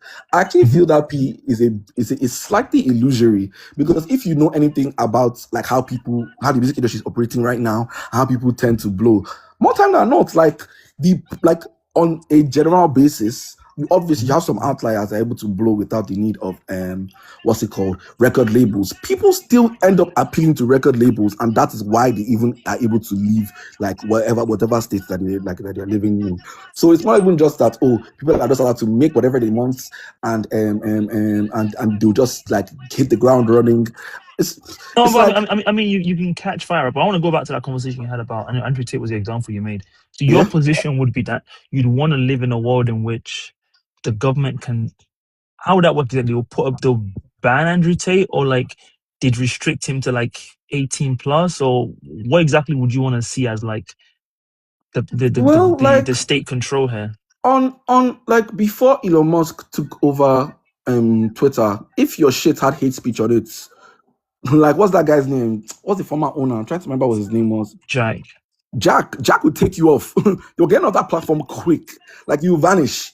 You vanish so quick. I mean, how good was that though? Because a lot of It the time, was it was the way they defined hate speech it was was way extremely better than what we broad, have now. and there was no like mechanism to. Hey James, how are you? There was no mechanism to review this or say like actually, because like that's still very a profoundly undemocratic system, right? Like you No, just leave it to a bunch of tech people to say like this is hate speech, which as we saw, if you extend it to what they did with COVID, you're spreading misinformation. Now we know the biggest proponents of misinformation around those times were the governments, but they were the ones that were allowed to decide who else could say stuff and who else couldn't say stuff. Do we really want well, that kind of reality? I think like I hear what you're like central. I can see like the central thread you're pulling on. I think like these things shouldn't be like the systems should have like some level of what's the word I'm looking for now, negotiability, where okay, the government can step in to impose some certain restrictions, but the people should also be able to appeal those restrictions and for those engagements, for those things to be engaged with. Because this whole free for all, let people just do what they want, I don't like. Have you seen Twitter announce that stupid Elon Ode took over and he's been But it's funny because I think the biggest issue that's happened with Twitter since Elon took over is kind of basically what you were initially advocating for. What also Elon is actually doing in the extreme is basically rigging the algorithm to push out the kind of content he wants, which is like this kind of right wing. At least he's making that more like of a thing that are like normal people. You can still curate your timeline if you want, but like if you go on your For You on on Twitter, what you see is like kind of basically more of what Elon wants you to see. That's not really that much different from what people like Jack were doing. They were just doing it in the opposite direction. no. What was Because Jack's? What was Jack advocating for? well, the central issue with Jack and Elon Musk here is that they had basically power that no one could review. Elon Musk now, no one can tell him what to do about it. Jack at the same time, back then, no one could tell him what to do. He was the one, or him and his group of trust and safety people, they were the ones determining what's good, what's bad, what's indifferent. That's the same thing that's the power Elon has now. No one can tell him like, okay, we're seeing too much right-wing content. I guess you can say you can follow as many left-wing people as you want. But ultimately, both of them had unreviewable power to basically take accounts down, suspend people. That's why they got Trump off, right? All that kind of stuff. And that stuff is fundamentally is like what I'm opposing. Like that kind of power to be able to say, oh, this other people say it's bad, therefore we take it off. We just can't have that. Like it's just we've seen it time and time again. To me, it doesn't really work. So because like I think I don't agree or believe in this like two sides thing. I think there's one side, and I think like some things are just we can just point at that and say like this is wrong. And I'm saying like obviously there's some black and white, there's black, white, and there's gray. There's some gray in the middle, kiniko that goes on in between that. I do overall agree with the idea, and I don't think these individuals should have the monopoly to have to make these decisions. I do think that like the people via possibly the government should be able to appeal through that into how these people are controlling things. But in the way Elon Musk stated his own like thing and how he carried out his own processes, it was that like that was clearly clearly more undemocratic, because the main thing was that he was using Twitter as a means to sway and control public opinion towards Trump, to help Trump. And then when Trump then when Trump then came into power, he, a private individual, was interfering and like operating within the government, someone that the people do not even have no business electing. I don't think you can conflate Elon in this case and then Musk and Jack and what Jack was operating on. I don't really because Jack didn't state clearly like I'm trying to help the Democratic Party win. And there was the issue of what was the issue? They had hearings about it when Biden was president around what these social media companies were doing. I would advise I wouldn't say advise you to watch. It's a very long congressional hearing, but it was very fascinating what they're doing. Because remember the Twitter files dropped, right? Did you see that with Mike Taibbi and these guys? There was like a thing called the Twitter files where basically Elon, after he became leader or head of Twitter or whatever, released all these files that showed how Twitter was coordinating. I mean, again, they're probably still doing it now. They were coordinating with Appa just dropped, but I don't know. Probably come back. Maybe something happened. Oh yeah, he's back. And so there was like there was the Twitter files were released. If anyone knows about the Twitter files in the audience, let me know. That shows me you're super tapped in. But what that revealed was basically the social media companies, well, Twitter in particular in this case, were working hand in glove with the FBI, to like basically to try and harass slash spy on, more or less, domestic people that are just making tweets. Like when people make a tweet about something, they'll use that as an excuse. Then the U.S. government will basically, the agencies usually will request the information and say, "Oh, let's get information about who that person was," and that person wasn't saying anything that was particularly objectionable. So I think again, the answer to all of these things. Oh, Africa Debunked is here, one of my favorite people. Let me bring him up as well. Just to clear the table again, what we're talking about is the rise of anti-intellectualism. Now we've kind of shifted the conversation a little bit to, I think there was a conversation around, I made a point that like what's actually going on right now is that we're seeing an incredible democratization, nice word, of information, of all these things in which everyone anywhere is able to just share their opinions freely.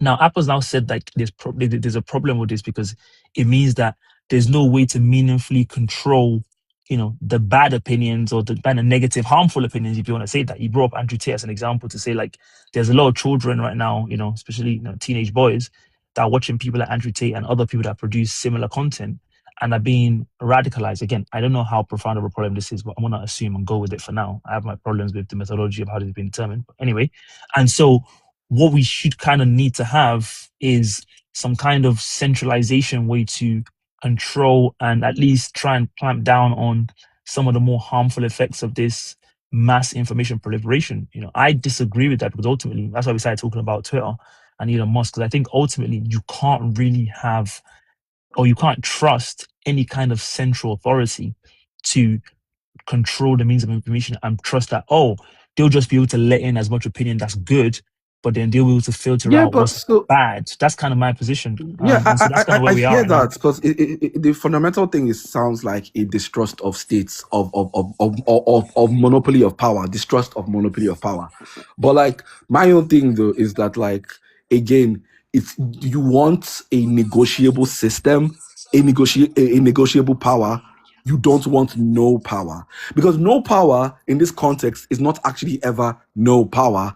It's just like, especially now, if the government doesn't have power to say yes or no or to control, what then just becomes the determining factor is who has the most money. Like, genuinely speaking, in terms of, okay, you can say, oh my God, Not like, necessarily, because anyone that has like a platform, like I don't have that much money. I'm able to not like really. talk. I don't know. Genuinely, like, not really. Like, because, like, like, money rules the world that we live in. And if money is not controlled by the government, then money has free reins to do whatever it wants to do. And you can genuinely, like, you can see this everywhere. Like, again, back to Elon Musk's Kiniko. Mhm. Like, okay, you want to say you don't want to clamp down, it's fine. Right. But then, like, then it's like the ability to like it's like how am I going to put this now? Like I'm looking at it now, and I don't really know if money is the big. Like again, it seems to me like anyone anywhere can just pick up their phone. I even gave the example of Gaza. I'm gonna get Africa Debunked in here after I finish this little spiel. But like, even if I look at, for example, a place like Gaza, the way we've been able to get accurate information from what's going on there is by people just picking up their phones and recording and telling them. Those people don't have money. What they have is a mobile phone and an internet connection, and that's all it takes to be able to share that information. Now, in a world in which I can see a world in which, in fact, they've actually done it before, and in fact, Facebook right now, and for a few years now, has been coordinating with the Israeli government to remove Palestinian accounts. So, in a world in which that already happens, their point would be exactly what you're saying. They'll just turn it on its head and say, yeah, "Well, but we have to trust that I it's don't not I like mass I'm not operatives that are you bringing us information. yeah, So but let's just have Facebook control who brings it." Which again, Facebook is working with the Israeli government to suppress all these accounts.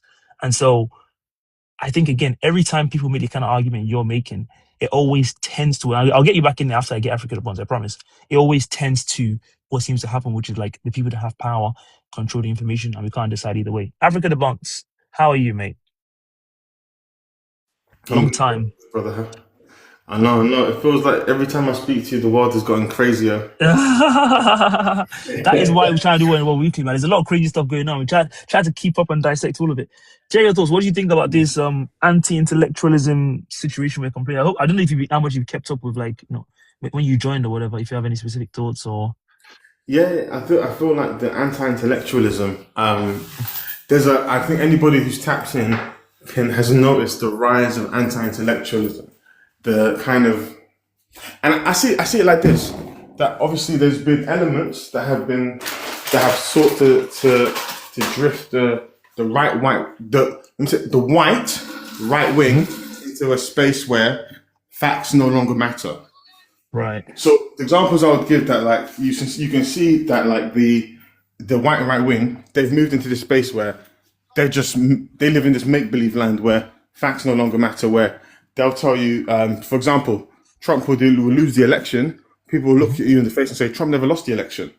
Like people will run up in the Capitol building. We'll see in 4K on camera. We'll see them run into the Capitol building, and people will say that never happened. January 6th never happened. Like we'll see Elon do the German salute in front of millions of people, and people will say that never happened.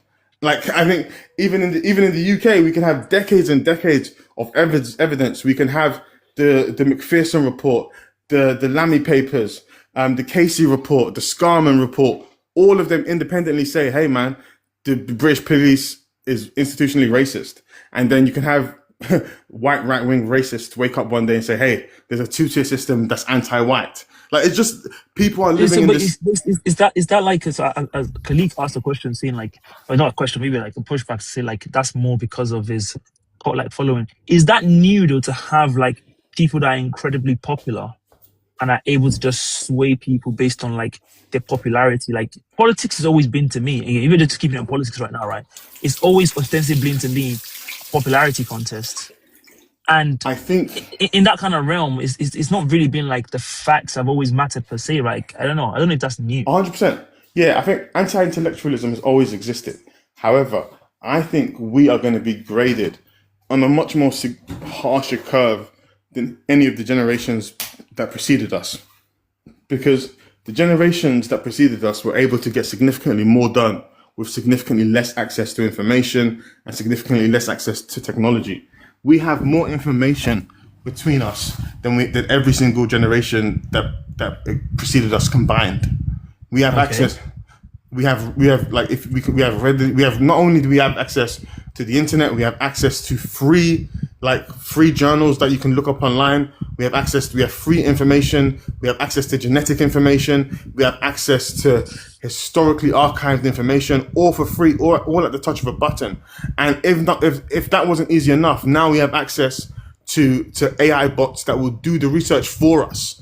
And so your point is what? Sorry, exactly. Is that the level of anti-intellectualism that we are displaying, given the tools that we have, I think we're going to be seen in a much harsher light than any of the generations previous to us. Wait, Because they're going to, I think. Can I just say something? Yeah, let's get Kyria. Please, Kyria, if you can respond to that, please. Okay.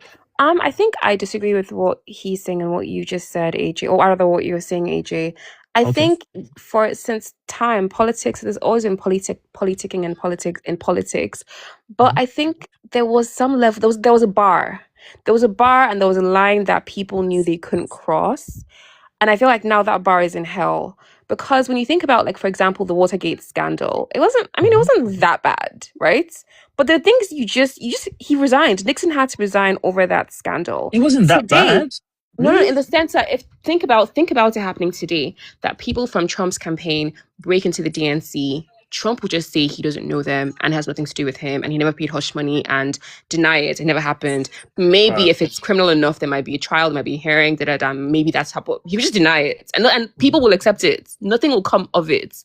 He wouldn't have the decency to say, I actually did this, I'm going to resign. Yeah, so the question I'll ask you off the back of what you just said is that, do you genuinely think that's because like we're less intellectual? Is that really? Yes, I think so. Really? Yeah, because back then you couldn't just fool people. At least the people that were paying attention, the people that were involved. Now because they were educated. Yes, and because access to this information has become democratized, quote unquote, anyone can now give an opinion.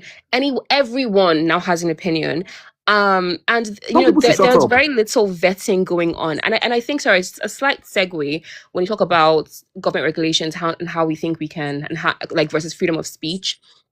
I think perhaps a law that China passed regarding essentially social media experts and how you can't just come and speak about things that you're not actually an expert on. I think yeah, that should be something. Like, we should have something similar to that in Africa or in the West, where yes, you can't just say, oh, as a therapeutic I'm going to talk about psychology, I'm going to talk about like things that you're not actually specialized So in. how would that work exactly? Because if people, these people, okay, I love that point. I to write that down because I want to go back to that point. I love it, but I also love the Watergate point. And I want to sit on that for a second because I really also love that point. Those are 2 points I really love. In fact, I want to write it down. Why you just keep it? Let me just write it down so I don't forget. I really don't want to forget. I I feel like think they're two very important Payroll, places to go. Wait. I want to say payroll, something. I want to say payroll. something. So Uh-huh. like the thing about like the thing Africa the Bank said is like, yes, we have more information, but I don't think that information is grounded and channeled through anything really. And like that is that is a problematic thing. Because at least like to some extent, oh sorry. Oh, I think he has to go. Africa the Bunks, you can get a chance to respond now if you don't mind. Sorry, 1 second. Sorry. Yeah, so I was saying like I would say like because the thing is that like again like we had institutions that were like again you could argue that they still had their problems, granted, but at least like there is some respect for like technical like ability because people had like a baseline to like created to like a bar that wasn't to be crossed up to some extent.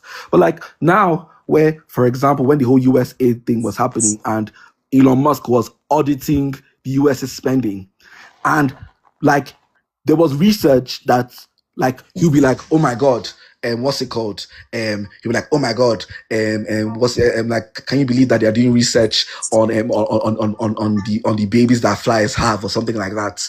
That oh, this is dumb spending, so we should get rid of that. This is actually a real thing. I just can't factually remember the thing that they removed the money from because essentially what happened was that there was this breed of fly that was that would latch onto the cattle in like some of the livestock they had in the US, and it would lay eggs in them and cause like diseases, mass diseases in these like livestock in the US. And there was research in the like that the US invested in through their universities. This is what I was talking about in institutions and the respect of institutions through their universities to like I think what they did was that they bottle flies, yes, they it was a thing that they did with Panama where they dropped Wait, a lot of, was the point here that Elon was opposing it? Might as well just get to now that. he It's was fine. opposing it We now don't because have it to was like know this is dumb specifically. spending. The point is that this is dumb spending. They were like, oh, this is dumb spending. Why are they spending money And on this ties into anti-intellectualism, like because Elon is not very smart to know yeah, because like it's just the usefulness of like there was this. no there was like the bar to respect these institutions and to and this baseline of understanding like the necessity of Was quite low. institutions to consolidate knowledge to because see everything cannot be right. We have to at least be able to agree that some things are the baseline of society, and when those baselines of society and these baselines of like of principles that underpin our society are then now being trampled upon, then what are we now agreeing to like generally? And that's one of the things that Kyoto was saying is that okay, one of the things that Trump did was that he sowed a massive distrust with the governments. Oh, the fake news, and there was that's underlying sentiments. They had grounds. They Again, I had don't know grounds. exactly. I was gonna say I don't know how Yeah, much yeah. Trump No. is Why responsible for that. I say is that they have grounds, but he exacerbated those like a lot of his campaigns were pushed on like pushing those things to like their furthest limits. And then what you then have is not just a massive distrust in the news, but a massive distrust in Oh, governments, institutions, in I a can't way vote in my where, own poll. That's annoying. in In a a way way where where, in a way where, like, even if like these people that have like PhDs in these things will say XYZ and it is corroborated by the people that are experts in these fields, you would have what's it called? Jeffrey in Minnesota that used AI to do one surface level scheming of it that is vehemently disagreeing. And not just that he's like disagreeing, but not just because it's just him, but a trend of people that don't see experts as experts. And if the people that dedicated their lives to study and understand something cannot, to at least to some extent, be seen as an authority on these subjects, then I think you're in for a doozy. Because if Hi, hello, Kim medical Queen. How people are tell you? you get this thing because it will save your life, and then someone does some backward independent study that has no serious basis to then say Then that how do these you medical trust people them? are lying, I mean, what okay, so next? I want to go back to Kim Queen. I'm very suspicious of this account, Kim Queen. I don't know if this is a real person or not. I don't know why. If you are, I'm sorry just for doubting you. But people have come on and I've been doing BS in my live streams before. So you know what thing is also Kim. I don't always have white people in here, so let me just bring you up because you're white. I'll be so real. It's good for my diversity, so it looks like I'm reaching different audiences. I'm about to regret it. I'm about to regret this, aren't This is your I? DEI quota. This is your DEI quota. Don't piss me off. It's always good now. Hello. How dare you sit there and tell me that I ain't Oh, real? I wasn't You sure. did. You sat there and you Oh, said, how are you?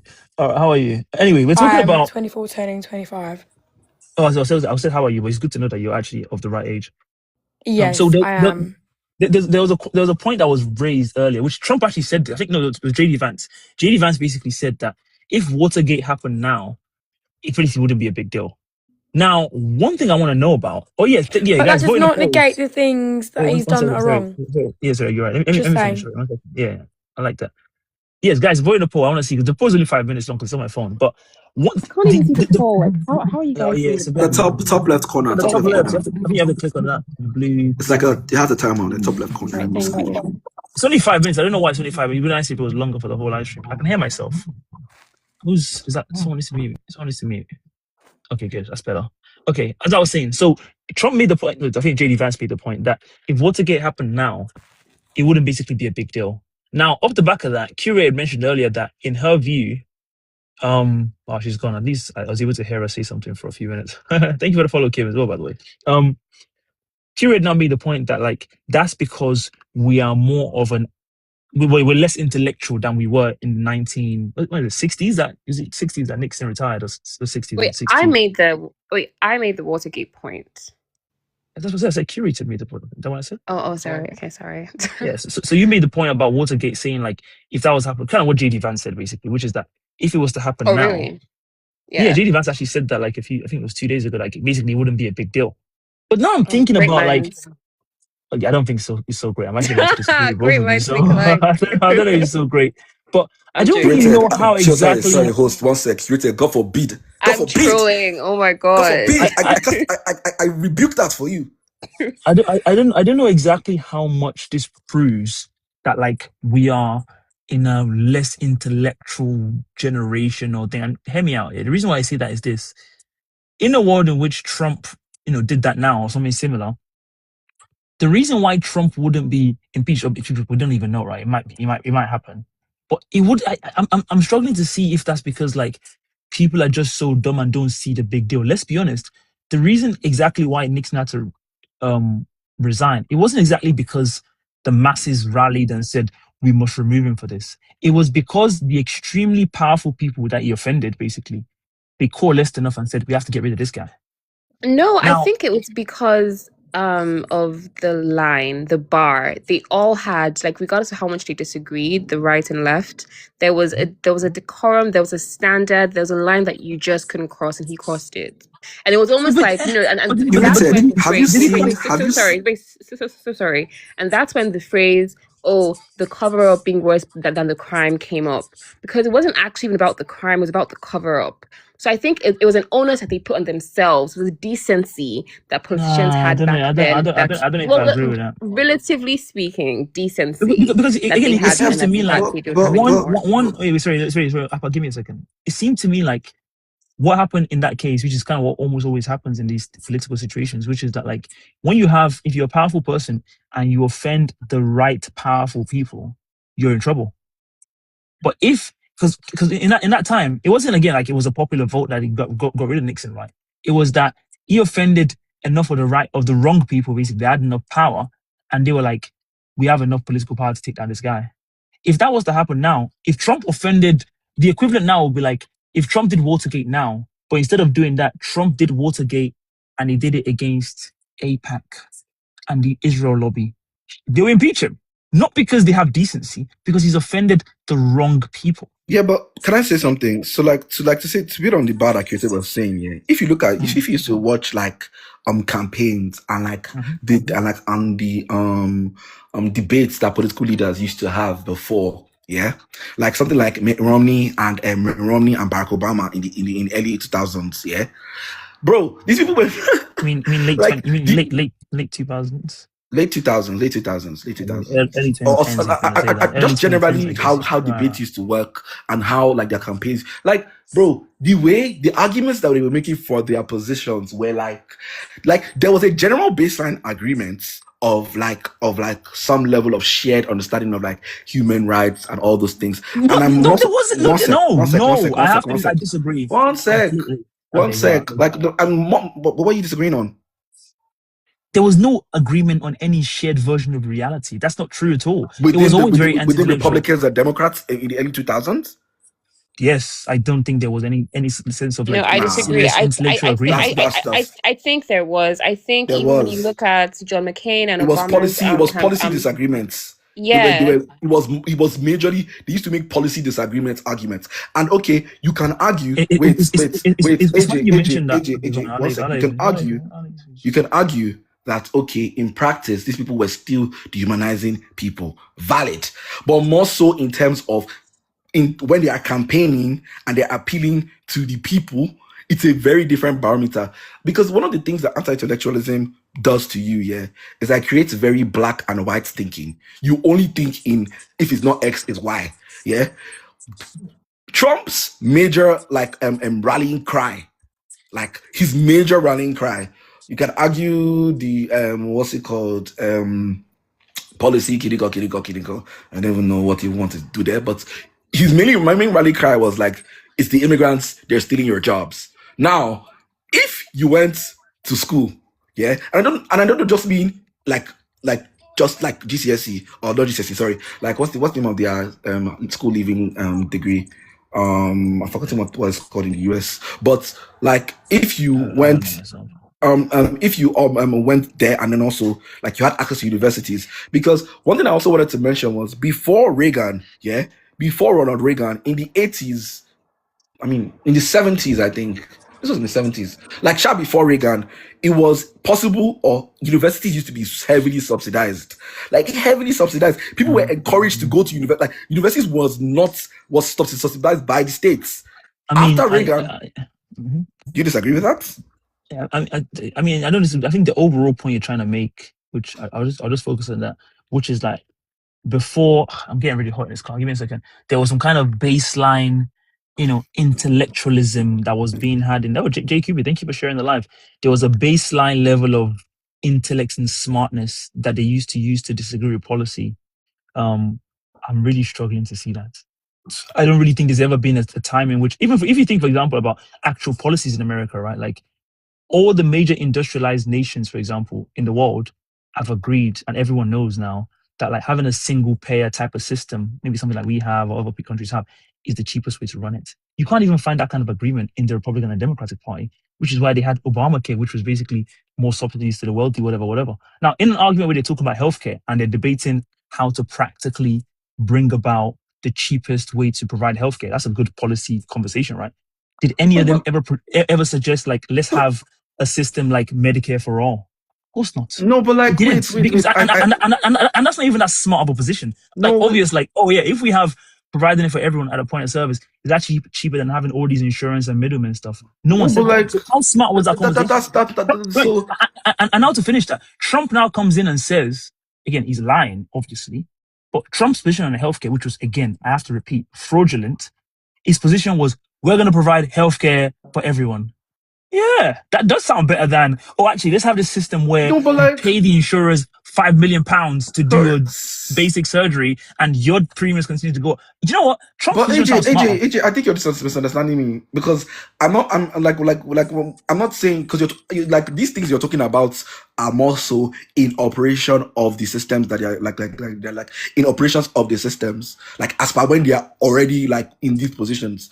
I'm also talking about if you're watching the debates that they have with each other during campaign period, the barometers to which they are campaigning around, how they are constructing like their what's it called? So they There is sound not smart it's then, but not a they're not it's saying not anything a actually night smart. it's not a night and day like I, disagreements between. I don't really say. Anyway, Okay, anyway, okay, okay, anyway. okay. Wait one second before you go any further. Source. In Mhm. Obama's campaign, what was his position? Do you remember anything like about his position and what Mitt Romney in his first election I was? don't. Oh, bro, come on. They were not diametrically I was opposed. what I done. Anyway, it doesn't really matter. Okay. Source with Jemai. Thank you for joining the live. I'll get back to you in a bit, Appa. I want to hear your thoughts on this. Thank you for joining and liking and engaging so far. Can you hear me? You're muted, by the way, if you're saying something. Jemai, hello. Testing, 1 2 1 2. I think she's not near her phone. I just saw her liking the live. All right, fair enough. She'll come back. Like, but like leaving that point though, I think more so on the Reagan point I was making. One of like it was under Reagan's regime that like the prices of like going to university in the US like skyrocketed. Because and it was like so like wait, curated. I need to do you know much about like Reagan? No. When university students, it's fine. You don't have to say. So So so just make the point you're trying to make. So It's the fine. You point don't have that to I'm get. trying to point out, because I know like there was a time where what's it called? Because when you're like you have like when education in the higher education time is accessible, yeah, you go to have a larger like generally all things being equal, and it wasn't equal for black people.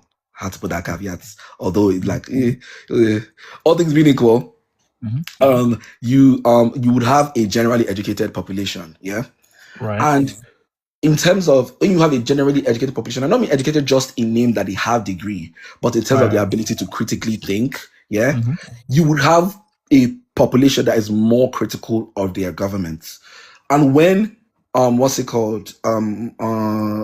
The US went to the Vietnam War, like a lot of the protests and the organizing that happened, there were a lot of it that was centered around universities. And I've forgotten Right. what university that they were protesting against this, that Reagan called the National Guard on them. And Right. in that same period of after questioning the National Guard, like in and around that same period, you see a massive defunding, a massive pulling out of money from these universities, and that is when the prices of going to university now moves up, and then you're not going to have as much people that are educated within your population as much, and even like do you disagree? I do disagree Like because I think even the accessibility was quite restricted. It was mostly just white men that were benefiting for the large parts, for the in the most part. 70s, I think in okay, the 70s maybe and 80s. One by sec. the 70s, you then had black people and women joining, more universities and joining the workforce. Perhaps yes, but I would still say it was still mostly white men for majority of like I think it was quite democratized by then, for sure. There were loads of people that was at university and it was massively expanded, like 100. The second feminist wave was like 60s, right? Oh man, it was yeah, about but 60s, again, right? And then after that, you saw like but most of but still when you looked at the graduating classes for perhaps like the top professional world or fields, it was still mostly white men even at that stage. Women were joining, but we hadn't seen the effects yeah, yet. but I mean that's more of an issue of like But societal no, no. issue, right? Not like So it was yeah, no, no. shot after them. So the point I'm trying to make is it was less so okay having a wider economic educated class. I think it was more so people back then trusted the experts, and if you weren't an expert, then you just didn't give your opinion. That's what I think it was. I think since Wait, especially so I what think experts were talking about the Vietnam? I don't understand. What experts would this be in this case then? so professors, so people, their professors were telling them that perhaps this is wrong. From professors to social writers, to social thinkers, there were people that were fueling, and especially this. I This is also I post. I, I, I don't know if I agree This with is that. also post the civil rights movement. So people that there was a thirst for, not post, but right after, there was a thirst for equality, and I think people had began to see America as not this, you know, good force per se. I think that really sparked the rise of American criticism within America. But I think sorry, I was going to make a different point earlier on, and I just don't want to forget that point. I would argue that the January 12th, was it January 6th? I think January 6th riots. January 6th, yeah. January 6th, yeah, January 6th riots were actually worse than Watergate. And only one of those people got reelected. Worse in what sense? We had a sitting president that had just been voted out, encouraging rioters to essentially riot. Trump was live tweeting. No, that's not What? happened. That's not what happened. That's not what happened. So what happened? Correct me. That's not how it went down. Sorry, just quick. Trump initially asked them to Just quick fact check.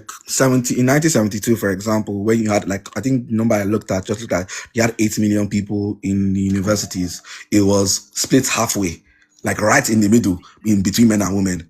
Yeah, but what were the women studying? Nursing, administrative roles? I don't think that is the defining matter. Hold on.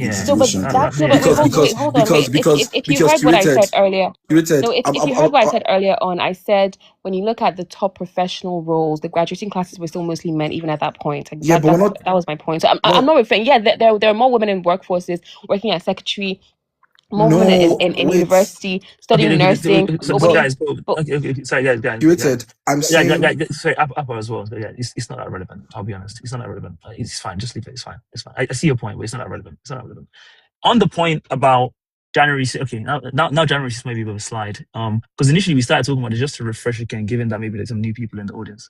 About whether or not if we had a Watergate happen now, I guess January 6th is an example we're talking about now, for example, Trump maybe wouldn't resign because people are not as intellectual, that's the word we're looking for, as they were in 1968 when Nixon did it. And so there wouldn't be a groundswell for him to face any serious consequences.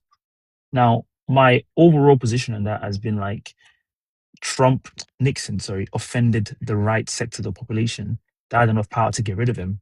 And so the fact that if Trump did something similar now, he wouldn't resign, wouldn't be a commentary on the fact that we're less intellectual as a people. The process to impeach the president back then and now is the same, which is that you require, 2/3 of a vote in the House of Representatives or something like that. And that's not something that really and truly people were that tapped into. That's not really that different. These are ostensibly these powers that are really quite removed from people. And so the fact that Trump maybe wouldn't get impeached now wouldn't be a commentary on the fact that people are basically dumber, or dumb people run the world.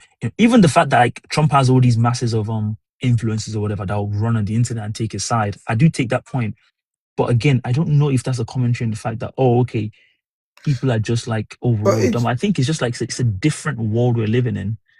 And so I think wait, sorry, Appa. I think I disagree with because it's not like Nixon made let's tax the top 1%, and that's why he got, that's why he had to resign. Who did he offend? The DNC. Those were his ops anyways. He could have Nixon could have easily doubled down and stayed in office, but that wasn't the norm then. Back then, even just beyond the presidency, if you were a chief of staff, if you were head of something, and you something bad happened under your watch, not even by you, but under your watch, people routinely resigned. That was the right thing to do. But Nixon was lying, for example, about how much progress was being made in Vietnam until the Tet Offensive. I didn't get him resigned. Yeah, but even the war itself was a monstrous, massive crime. Lying about your gains in a military campaign did not meet that bar. But the point I'm making, and that was getting Americans killed. But okay, so it shows how where the bar is, which is getting people killed. Even loads of the citizens didn't get him to resign. If anything, what would have proved how much intellectual at that time was if the war was the downfall of any of these presidents. But it wasn't. The fact that they were doing a war in which they were lying to people about how it's going, they were lying to people about the progress they were making, and they were getting how many Americans died in Vietnam? 50-something thousand?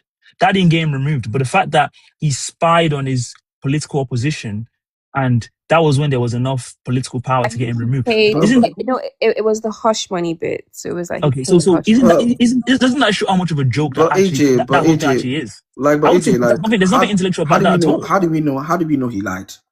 Engage with me. About how do we know he lied? You said he lied about what happened in Vietnam. How do we know he lied? I think it was journalists that were breaking the story. Breaking the story at that point in time? Yes, deep Was that throat. circulated as much? Yes.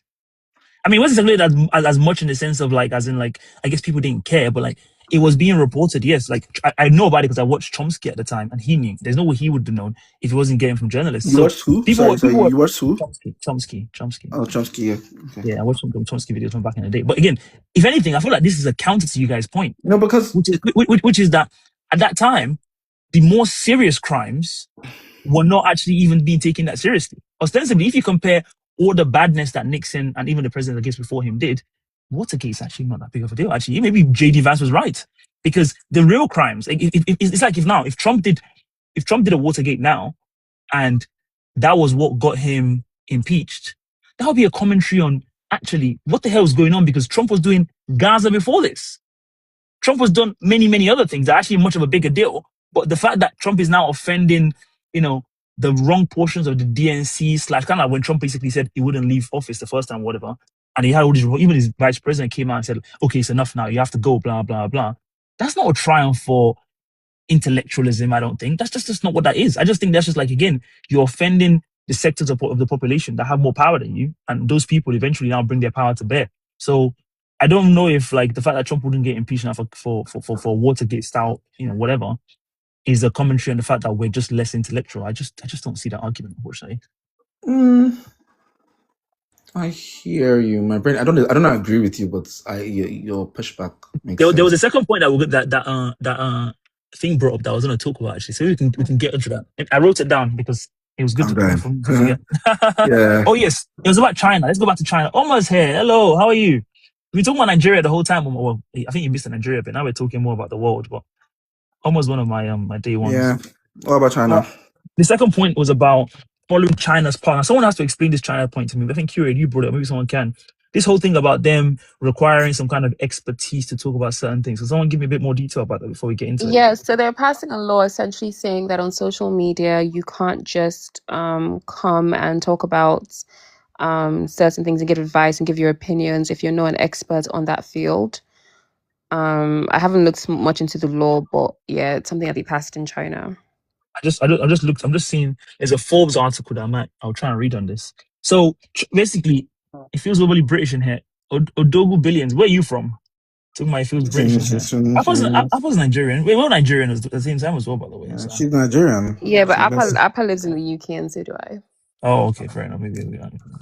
But so you said China's just in a one-inch shot. Blah blah blah blah blah blah blah blah blah.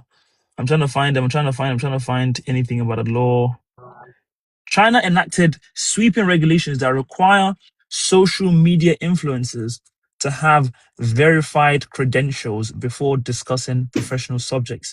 This new rule requires any content maker producing material on medicine, law, finance, education, or other specialized areas to hold legitimate degrees or official qualifications. It's a policy that cuts to the heart of one of the most internet-persistent problems, the democratization of expertise and also democratized misinformation. Okay, so the law in China applies to medicine, law, finance, education, basically those things. It says other specialized areas, but I don't really know what they're talking about. Now, my initial take on all of this is kind of what I've said before, which is that, first of all, if we just take medicine, I think we already have a very good example of this in medicine, right? With COVID. All the super smart virology experts that were telling us up and down about how we should trust them on the science of COVID, they were all wrong. They were all either lying, / didn't know what the hell they were talking about. But remember when the vaccine first came out, the whole thing was that, take the vaccine, it means you wouldn't get COVID anymore. That was a lie. Take the vaccine, it's going to stop the spread. You won't be able to pass it to someone. That was a lie. Take the vaccine, it will reduce the harmful effects of... That was a lie. They were all lies. Even the idea when they first started. I don't think they ever said take the vaccine and you won't get COVID. I think the argument... Sorry? They said that. No, they said that. No, they said a million. They said it. No, because they said it. I thought the argument was take the vaccine and like when you do get COVID, it won't kill you. It'll be mild. It'll be milder when you get it. They said all the things I said. Again, I wasn't prepared enough maybe to bring the evidence. I promise you. I wrote articles about COVID when I used to have a blog back in the day. I published it. They said all those things. They said you wouldn't get it. Then they changed it to you wouldn't pass it to someone. But then again, if you think about it really and truly, if a vaccine, as they define vaccine, which is another thing they did, which is like they changed the definition surreptitiously, very nice of them, by the way. If a vaccine means you can still get it, you can still pass it on, it doesn't actually reduce the effect that much. What No, but it just exactly is wouldn't the like yeah, usefulness? that's what they're Like arguing, that it just wouldn't kill you. So like for example, I'm Ah, asthmatic, so I was seen as a vulnerable like a at-risk person. So yeah, that was why I was like not forced. My parents like were really pushing me to take it just so I could survive COVID if and when I did get it. It just wouldn't kill me. Like but that was like kind of the whole point. so That's what I remember it being though. again though, like mhm. my only question is like, what is it? What would be the incentive to lie to you? What would that be? The point is not about the No, no, no, incentive. no, no. It's important because, like, for someone, for people, for like experts, I mean, like I'm searching this muscle in the UK, for example, for the Hmm. NHS. If the NHS is advocating for you taking vaccines and they Hmm. were to be lying to you, why would they be lying to you? What are they benefiting from that? Like, what would because there's a difference between like this is a developing disease that we are reacting to as quickly as we can, and we missed something, and then we're adjusting, then we are lying. Because these are two different conclusions. Exactly. I think wait. I So mean, sorry, okay, fair AJ. enough. So Go ahead. sorry, AJ. Just as Appa's point, I think that's what I think it was very reactionary and was very much trying to absorb and pass on information in real time as quick and as best as they could. Because if you remember, Boris's approach, he was very flippant in the beginning. He was like, "Yeah, just Yeah. cold. You get it. You move on." But he was Until right. he He was got right, it. basically. He was right, No, but basically. until How is he he got right? it, and when Because what he we now got know it, about what we now know about COVID is that it's very what Boris said is kind of what happened. Basically, passed through well, the population, and for now it's kind of most gone away. for No, it most hasn't. wait, sorry Appa, wait guys, for most people, but when Boris got COVID himself, his position changed shortly after, in fact right after. Uh, I think what they're concerned about was how quickly it was spreading, and the NHS, who already has very long wait times, very at the A&E, I think they're concerned about the healthcare system being overwhelmed. So it was like let's get everyone to be as cautious as possible and minimize, because I'm pretty sure even then they knew, because even in real time healthy people were getting it. They were sick for a couple of days and it was bad. It wasn't just like a cold. I think people that did get it then said it was slightly more than a cold.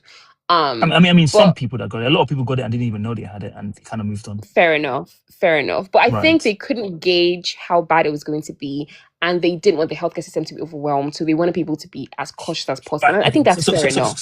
So going back to that, then, I mean, you guys are making a distinction between them lying as opposed to them having, rapidly changing understanding No, but about what seems to I be a think very the let me finish. oh, Let me finish sorry, go about what on. seems to be a very complicated medical issue. I guess I take that point, but in a world in which that's the case, if you yourself are having changing new schools of thought about what you thought about this thing before, to now enforce such rigid censorship, so much so that people's accounts were getting taken down, or to even force people to be taking these vaccines and saying, if you don't take this vaccine, you can't come to work, you can't travel. We now know, as a fact to me anyway, that was a completely ridiculous and flagrant breach of our civil rights, enforced by people who now, if we take the most charitable explanation of what you guys are saying, they actually didn't know that much, but they were enforcing this level of No, censorship and state control. That's completely unacceptable. wait. There are a couple things there's a very like, how do they come to know and make that conclusion? They have actually like, these will publish reports. They will do a report and they will say, based on these findings, this is the best conclusion that we have. We offer it. In fact, that's how knowledge in this world generally operates. You never really like 100% conclusive yes does not exist in this world, because literally something can come tomorrow that will change the evidence. We make conclusions in terms of knowledge based on Mhm. best possible answers. This is the best possible answer we have, given the tools and skills that we have to investigate this reality and come to this conclusion. Random person on the internet that is using some pseudoscience, clinical, that's actually not actually done any structured analysis of these things, that is then coming to a conclusion, is very different from someone that has done due diligence. You have not done due Right. So diligence. so the random person on the internet that was basically saying, for example, everyone was going to get COVID, or like I had COVID and I was fine. There's no much fuss. It seems like that person's position was about as accurate as the people that had all the data and all the facts and all the evidence. Because after they changed their position a million times, they arrived at the same conclusion. That person that didn't have any facts and information arrived at much earlier on. What does that say about the quality of information and how super smart these people are? What does that say about those people's right to be enforcing that level of social control to the point that they were saying, like, and again, Sorry, we I need to haven't even circle brought, I back. We haven't need to even, circle I back haven't because you even, said, like, I need to understand this COVID opinion. Like, you said that, oh, like, people not being allowed to travel and, like, being forced. Like, how exactly would you think that would have played out if none of these things happened? what do you mean? In a world in which they didn't enforce They you didn't getting the force vaccine they and didn't stuff. force vaccine, they didn't force social distancing, they didn't force vaccines, I all think that. exactly what happened is what would have happened. Because as we That's now not, know, that's as we just now not. know, in fact, some of the vaccines they even gave to people, they had to record them because people were getting trouble and injuries. Then they said, actually, no, we don't want pregnant women to be taking this one. Actually, take that one. These are the people that you guys want to be trusting with opinion. They're changing their opinions on the fly and they're injecting people with stuff that they don't even know how bad or good it is. And people are even getting ill. And in fact, I haven't even introduced the angle of like what was clearly what do you call it? Pharmaceutical people profiteering, where they're trying to force people to take a vaccine that they just want to make money off. So initially, what we know about COVID is that if you are healthy, or even if you're not that healthy, to be honest, if you are below the age of like the kind of age where people die of flus, you're basically fine. We have even the data we have now, if you look it up, even in the way they were recording COVID deaths, for example, I'll put that aside. But if you look at the data of people that actually got ill and passed away from COVID, it was extremely vulnerable people, which again, of course, we don't want anyone to pass away, but these people die of the flu. What are you going to do? What they did instead of the vaccine and the vaccine profiteering point I want to make here is that they started off saying like, oh, 60, 65 plus. That's why they rolled it out that way, right? Because those people are the most vulnerable. Then they started rolling out to 40 plus, 18 plus, children, the people that we know that statistically don't have a problem. They can get COVID and will be fine. Yeah, but Why were they doing the that? Because they rolling wanted to out, profit off the it. rolling But out, again, the rolling the out way they, wasn't. let me finish. The way they now want to basically make that profit is to enforce social control and say your child has to take a vaccine when they know, and we now know, we knew at the time anyway, that children taking this vaccine, they're fine. Children don't need no vaccine from COVID because they don't need it. But they wanted You to take make the money. vaccine, AJ. I had no choice. No, but there were people that didn't though. There was a choice to an No, extent. to an extent, so Yeah, you can't because fly, you can't I fly, you know can't go to work, you can't do, I if you know don't take this loads of vaccine. people. I know loads of people that didn't take it because their pastors told them not to take it, and eventually the travel restrictions were lifted, and they could travel. Eventually, My cousin, who's eventually, eventually, yes, eventually, because eventually, it was, and I think you're no, acting like COVID was the norm. COVID was a very unique time. that's not the It's not the point. norm. So my question for you is: are you opposed to the Chinese law? That's my question. Yes, 100%. Why? Because I was assuming, again, COVID is a good example for this. A lot of the times, these people that claim to be experts don't know what the fuck they're talking about. A and B, if people are sharing their opinions about an issue of medicine, I mean, there's enough information out there. Like all the experts that have all the super smart knowledge, they're on the same platforms as well. If people want to listen to some random person who lives in their mom's basement, like people love to say or whatever, okay, do that. If you see someone that has a PhD and it seems like he has his finger on the pulse, listen to him.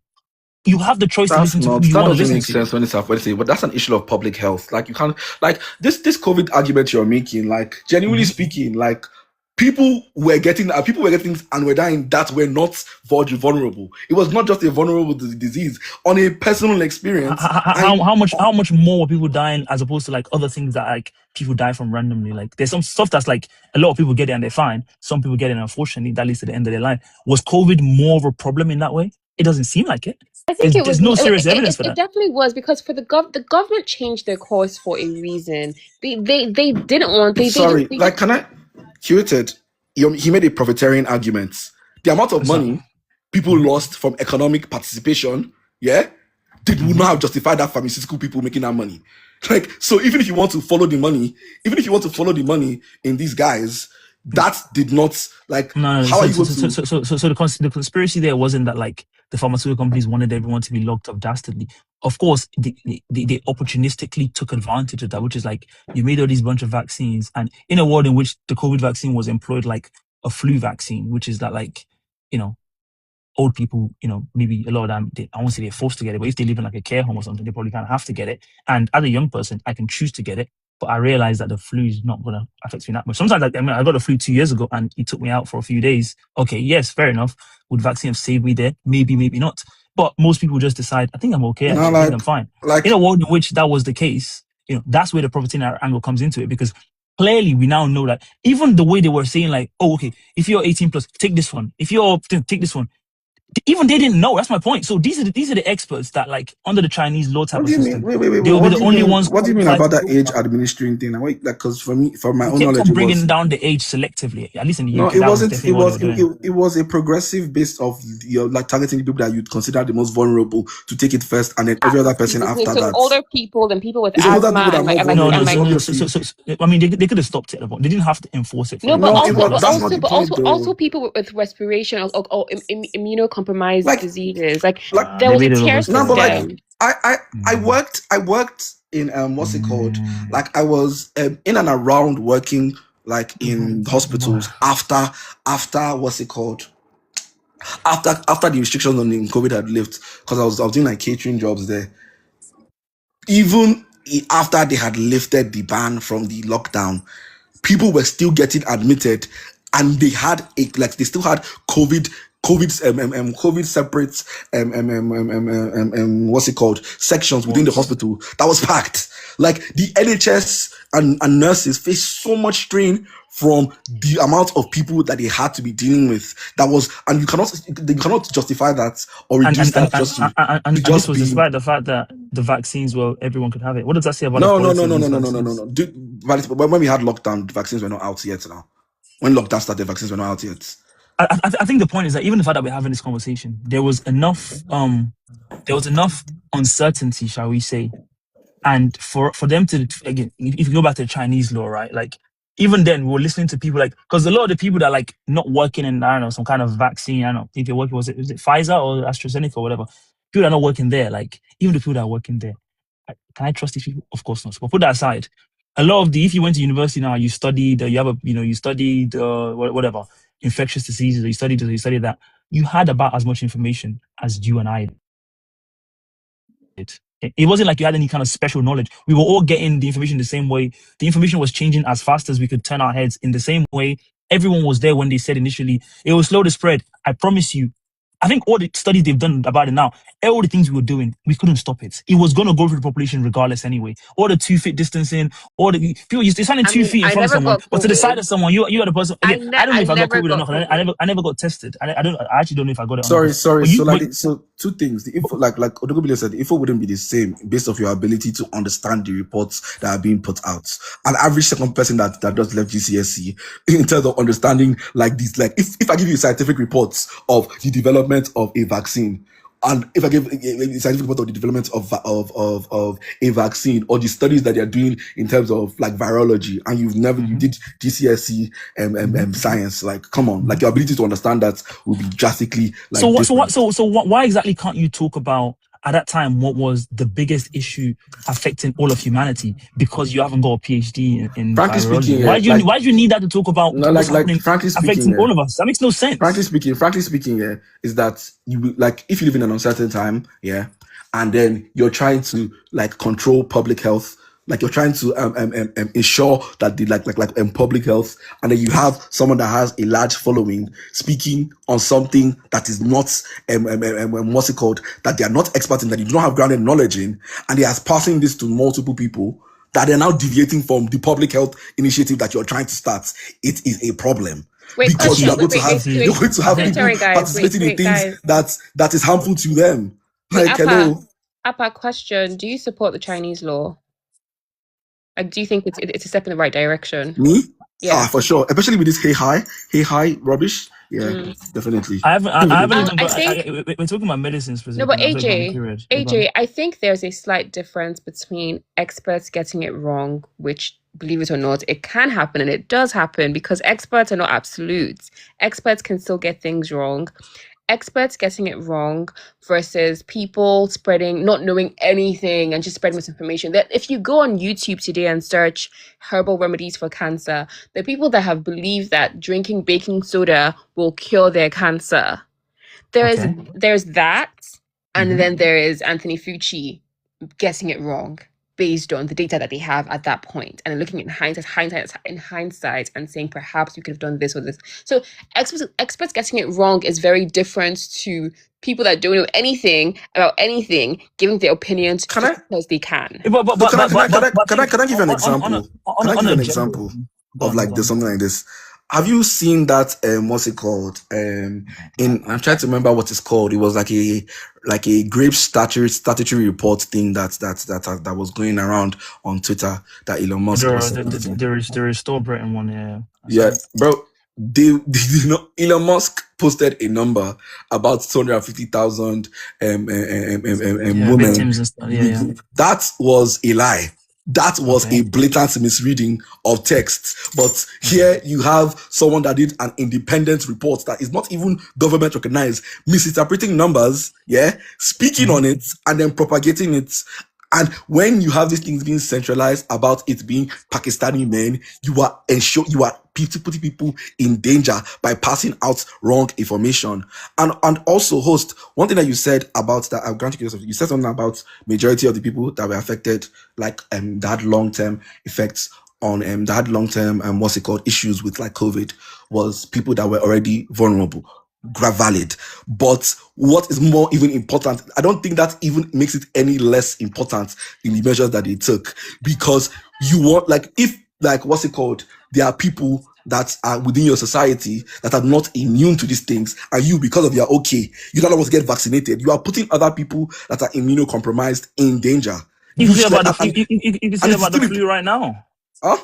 You can say that about the flu right now. Come on, is the flu having the same effects that it does in COVID in terms of when it enters the bodies of people that are immunocompromised? Okay, honestly, the final true death count of COVID, I guess we'll probably never really know, because I think there was a lot of issues that were reported then about how exactly those deaths were reported, like people dying with COVID and from COVID, all that kind of stuff was, very murky. So I guess it's safe to say maybe you and I will probably never really know what the real death count is. But the point you brought up about the Restore Britain report and stuff is again a good example, because if we're talking about the Chinese law here, we're talking about people being able to talk about it, right? And so the Restore Britain point, I think, is actually a point in my favor, which is that these people published their report, and yes, there's no one silencing them and saying you can't say what you want to say.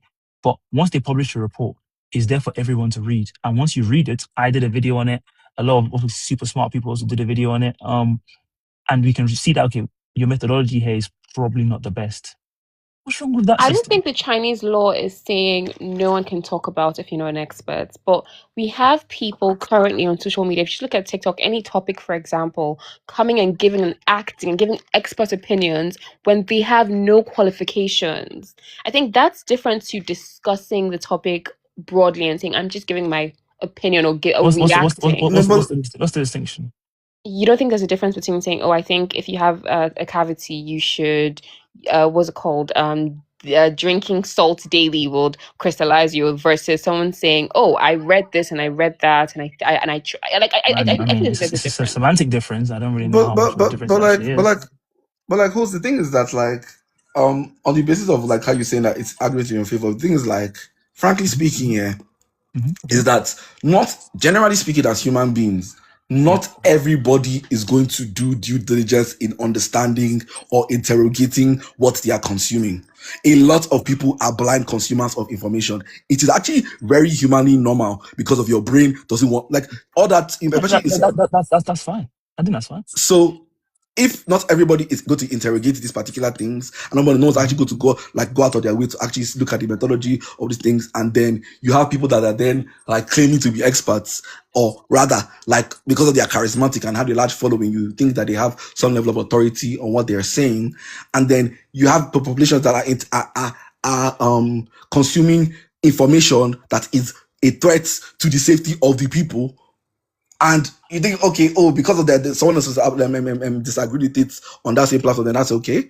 Like, I don't. But I mean, okay, Q-Red, you asked a question about the distinction between like discussing or giving expertise. Actually, again, I'm just quoting Forbes here, but Forbes, based on what they've said, the way they read Chinese law, it says discussing professional subjects. It doesn't say like giving expert opinion. It just talks about discussing them. Again, I don't know what discussing means in this context and how exactly the law is going to be applied. Maybe that's also part of the problem here, which is like, what exactly do you mean when you say that? Like, if I have a problem with like some specific law that I have, like the Palestine Action one or whatever.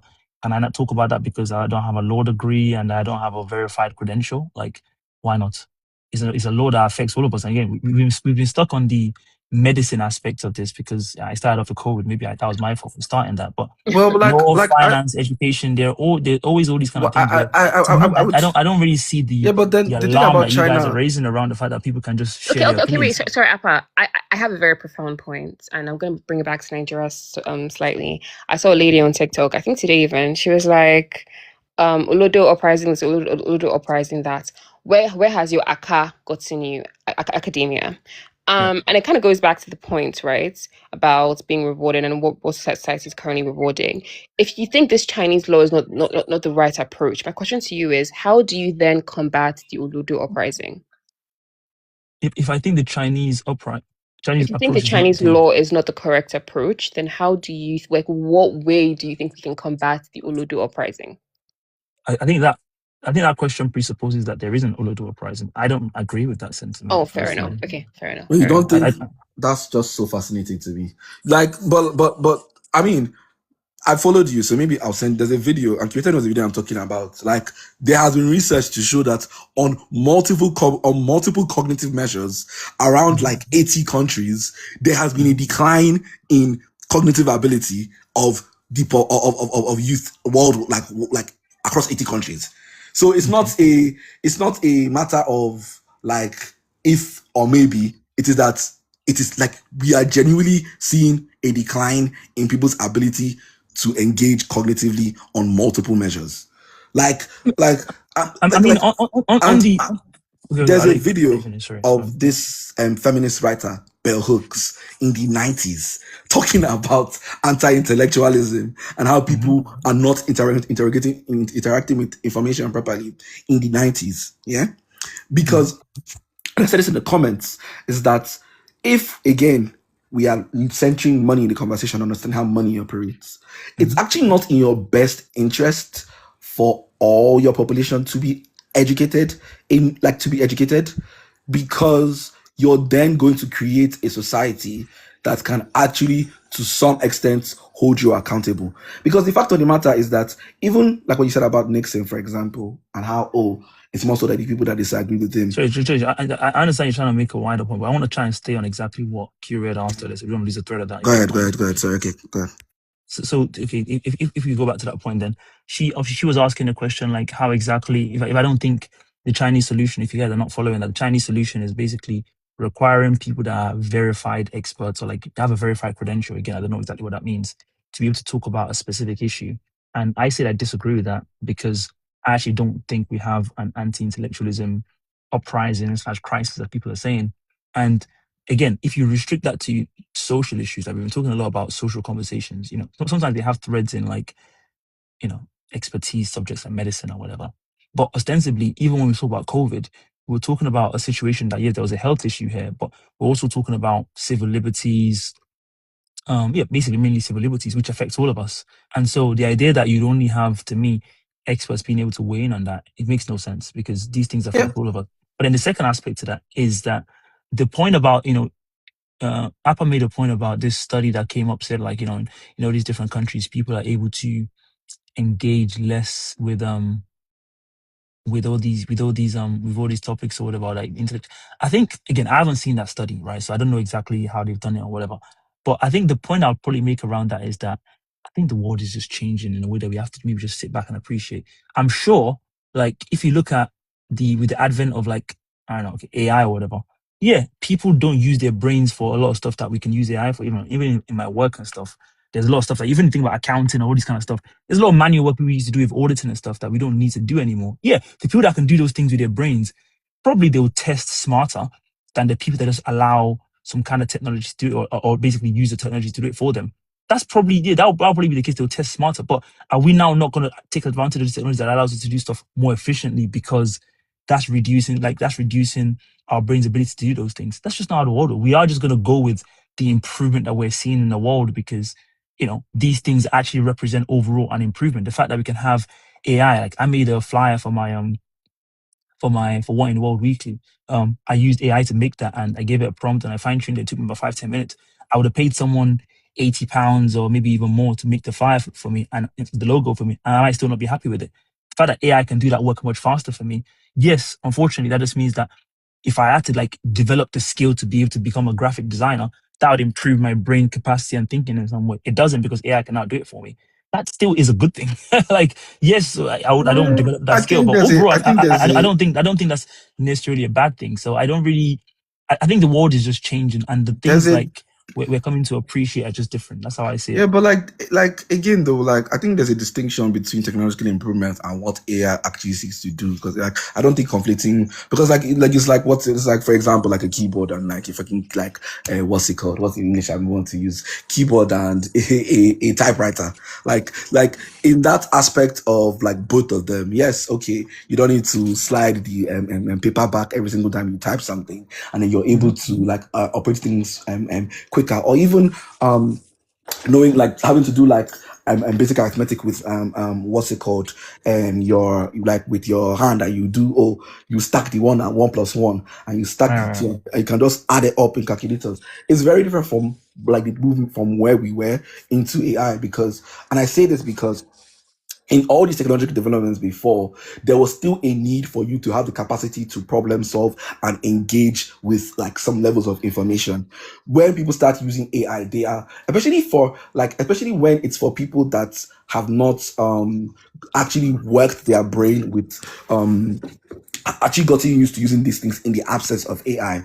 It creates sort of like a dependency where you don't even necessarily need to have a prerequisite before you engage with like the AI in terms of skills. Now, Mm-hmm. like, and if I mention this in like social issues, for example, Yep. if I don't know, let's say, about feminism, yeah, Mm-hmm. and let's say I don't know jack shit about feminism, never read a feminist book, nothing, yeah, Mm-hmm. and but based off the fact that let's say I'm a man, I must have still Mm-hmm. been socialized in traditional views. Mm-hmm. And I hold that like feminism is stupid. And that's what people in the media are telling me, that feminism is stupid. Right. AI operates on a garbage in, garbage out metric. If you do not know how to query that system, you will come out with rubbish. I mean, again, this conversation is about a commentary on AI, right? I just use AI as an Yeah, example but of like, like, okay. Let me focus. Let's not really. My whole point with what I'm saying, these particular things, is that, the cognitive measures is not ability to like do things. It's ability to solve problems. Your ability as a human being to engage with arithmetic problems, to engage with text, to read text and extract meaning. Like AI cannot save you there. Like you need to know how to read text and extract meaningful meaning. Because if I type something on if I have a question on AI and I ask AI that particular thing and it gives me an answer, or whatever like technological development you want to say that we have right Mhm. now that they didn't have in the past, if I cannot meaningfully read and comprehend, understand inferred meaning, then I'm fucked. I'm finished. Like that's the Yeah, problem. and so again, I would say that a lot of what we're seeing now is just a change in the way we are. Like, I'm sure maybe it's a very dramatic change, but in the way things used to be before, kind of like our parents who say they didn't have, certain technology when we were growing up, like, even TVs and stuff were relatively new. Having to like get your information from YouTube instead of like having to read a book about it. Again, a lot of those things were actually better because it's more efficient and YouTube can have a more information than your library would. I don't know about. But the overall point there would be like the fact that I think the world is just changing. Yeah, but What that change means can also always be like, I guess you can always dissect it and say like how good or bad it is. But I just don't see much evidence for the fact that, again, attention is probably an issue that we do have to talk about. Fair enough. That is probably maybe a problem. Like, a lot of people want this fast. host, Go on. genuinely, Mhm. if you have a society Right. that has comprehension issues, they have reading issues. They cannot read and comprehend the information that is being passed to them. They cannot understand inferred meaning. They cannot communicate their thoughts properly. How is that? How is that not? How do you want to like? Because the way you're saying it is that you're trying to make it a neutral. It sounds to me like you're trying to make it neutral, as in that, oh, we are just changing. We exist in a different time. Hmm. Whereas Created and I am also saying the change is negative. We are declining, because if you cannot read and engage with information that the world is communicating to you, how do you want to participate in that world in any truly meaningful way? Yeah, I mean, there are different ways to. I guess fair enough. I see your point in terms of the maybe elements of negativity to it. I think maybe we've been talking about it in areas where I just don't see the big deal. Like when we talk about social media, the fact that like anyone can comment on stuff, I don't really particularly have a problem with that. I think maybe that's where we've been talking about. If Like, you're, if, go on. and I will meet you here. One of the things that I hate to say because I actually detest this man. One of the things that I liked about Elon Musk was he actually made me realize how much neo-Nazis and like racist cunts actually still exist in this world. You know, Right. like how much of them are actually still here. Like in a way where like Jack's censorship did not actually quite make me understand. Like I was sort of like shielded from that reality. In a way Right. where it's not a true representation of the opinions that these people have. Right. Because when Right. Trump came, Trump didn't really plant any new seeds. He just gave old seeds like room to actually show themselves. Yeah, And I think that point exactly what you're making is kind of also another point, which maybe I don't know if I've made it before or said it already, which is like again, these things seem to reflect the way the world is, and so the fact that people say like, oh, you know, everyone is like, oh, there's an uprising of X, X, Y, and Z. If that's not a true reflection of the kind of world we have, if the world we have is one in which people value entertainment like that of like what Pella does or what Speed does or what all these people does, yeah, over the PhD in physics and the Nobel Prize or whatever. Why are we like saying, "Oh my God, this is such a crisis"? This is just a reflection of how the world is. no, but I don't really know if so that is such a like crisis. I think. to like couple things. Question is that how we want the world to be? Is that the world It's we want an to live ideal in? thing. And also an ideal coming up from the back of decline. Like this wasn't what it was before. So okay, we've seen that we could be better. That and not just better and I like to make this distinction that it's not just better in a nostalgic sense. You're not just saying, oh my, back in the days. Is that if you're looking at the like sort of the the things that are being communicated, like genuinely, let's even look at talking about Nyash. Yeah? I'm not talking about like you just like Bum Bum. You like Bum Bum so much. Go and listen to Gobe by Davido. He had 2 verses where he could articulate how much he liked Bum Bum.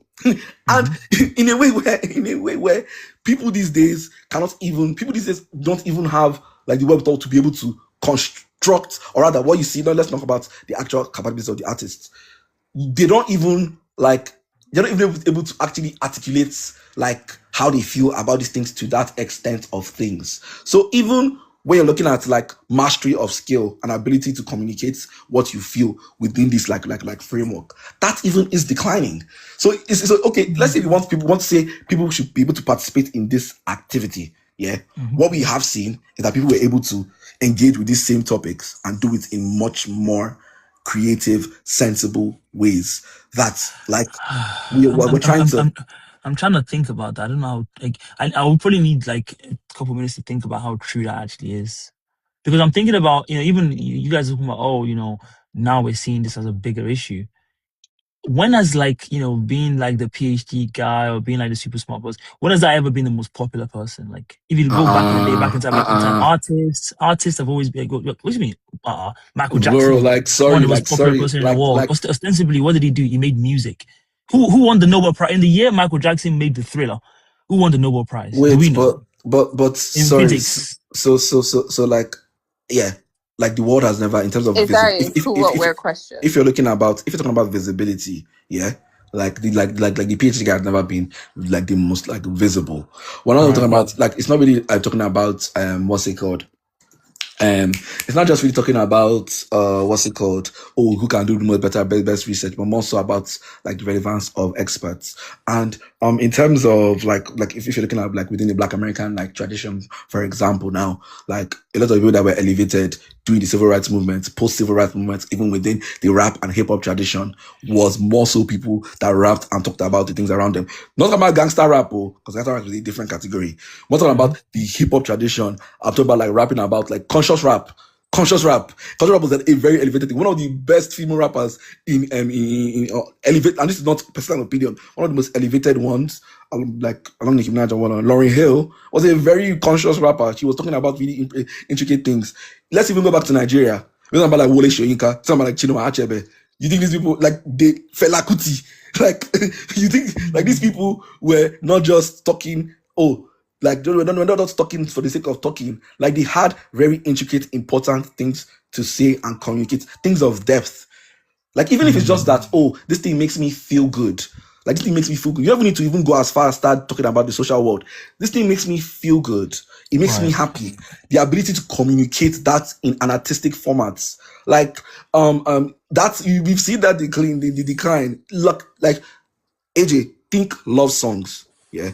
And we don't need to go far. Early 2000s. I mean, Now. I feel like when it comes to the artistic side, you can't really like that's much harder to quantify. I don't know. I don't feel I feel like that's much harder. Anyway, sorry, curated. But like you wanted to say something a couple times there. I'll let you get in here. I'm just reflecting, guys, on this notion of like things have actually genuinely got worse, and I think it seems to me like a lot of people are reflexively saying that, but I just think I need some time to think and see how true it is. But curated, please chime in. I think, like, I always think, because like growing up, I became politically active or conscious very early on, and it's because I'm an only child, and I feel That like makes so much sense. That's why you're always going on people's lives to talk to when you're lonely, innit? You're gonna chat to someone oh else. wow, fair enough. I won't take that too. Defend my Nah, honor. it's AJ, understandable. like AJ, don't let me pull up you Matsudi with King Von, man. Like hello. It's Like, Thing understandable. is, easy. I get you haven't it. seen me get slaughtered on this live. Like they slaughter me constantly, but it's alright. Like curated be doing 1v10 sometimes, man. Oh I my mean, like god. I do 1v10. He literally wanted to set me up for 1v20. Tell them. He I literally, thought like, it AJ would was be really like, fun. at But this the only rate, ones we need allowed to to do a disrespect created. 1v20. But the only ones allowed to disrespect created. You're not part Nah, of you're not part of it will that be family. done. I'm sure it'll be done in a nice way. I'll just like bring someone up on. Anyway, sorry. Go Go ahead, on. created. And there was this, obviously, I was very interested and I was like thirsty and I asked me like, hey, like, oh, what's NATO? And like, Google it, go on the internet. You have like there was this desire to not spoon feed me, even though it was like topics that were ahead of my age. Yeah. He still had this like, you have to find out for yourself. You're going to learn more and learn better if you actually do the work yourself. So over and over again, I'm like, oh, what's this and what's this? Google it, because we're actively watching the news and or listening to a story, and I'm lost. I'm like, oh, what does this mean? So there has to be. So if we're now living in a world where we're now even past just Googling, which is relatively easier, because back then our parents had encyclopedias, so you had to be interested, buy and invest in an encyclopedia, meaning you valued it more, or go to the library. You have to take all these steps to even just be in the know. Now it's in your palms. Everyone thinks so. I definitely think that there's a decline. I've become lazier. I use ChatGPT or just find this report, find this, break it down for me. Like, we have Like we don't even do primary sources anymore, bro. Like people will claim expert on topic through consuming like secondary or tertiary like sources on the topic. And the issue with that, like Curated said, is that your ability to actually even like read the book that before you actually even have an opinion, read that article. Because you have so many people that they will read headline and run with the headline and say, this is the conclusion that I came from reading the headline. You did not read the article. Even on this TikTok, you have people saying that like, yo, you did not listen to that full video before you formed an opinion. You do not actually critically engage with the opinions that are being, articulated, explained. Articulated. Like, and it's one thing that I catch myself doing. And I had to make very strict measures because I write, and I use AI a lot. I'll be very transparent about it. But when AI tells me something, I'm like, okay, where did you get that information from? What sources do you have? Give me articles that's like articles or something or books that I can read and engage with to be able to like understand this topic like better, like for myself, not just and because it's like the fact of the matter is that like the thing with like what's it called that this like spoon feeding thing is that what happens is that when you now present an argument to someone that is beyond their depth because they actually haven't like created any depth, yeah, they will not be able to actually conceptualize or link what you're saying to what they are saying to what you're saying, because their understanding of this topic and their ability to even engage with this topic meaningfully is very limited. It's very slim. And it's just like that's why like we live in a world where black and white thinking is very like it's very much Oh, black white. Kosi just brought up Lucy Letby, one of my pet projects.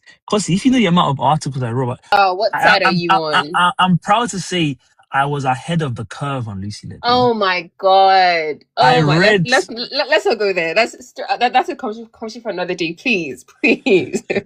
Wait, you know, I guess if you're talking about intellectualism, maybe that's a good. I think Kosi brought it up in the vein of intellectualism, but that was a good one, Kosi. That's probably maybe a good one for this. It seems like Curated is behind the curve on this issue, so she seems to still believe in the old dogma about the various evils of Lucy Letby, which have You now mean been.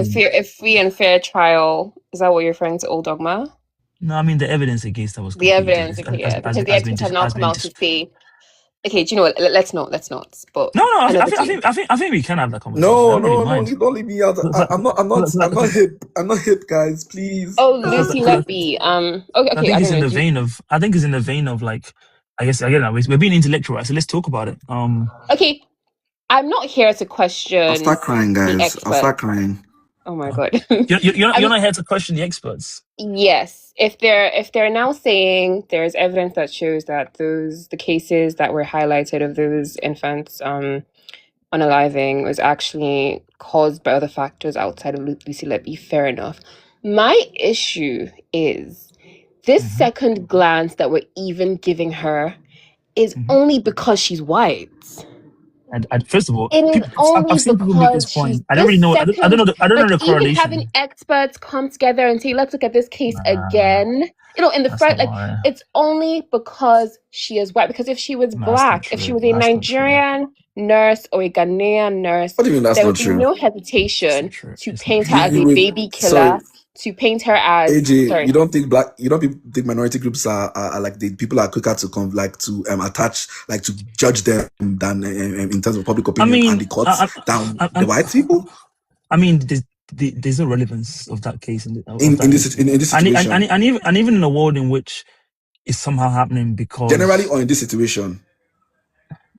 in this situation, so what? Yeah, Okay. in this situation, and I think even in a world in which like somehow she's happened to get preferential treatment, which again I don't see any evidence for, because again they convicted her already before. Like, I guess the race didn't help her when when they did this ludicrous behavior to her in the first place.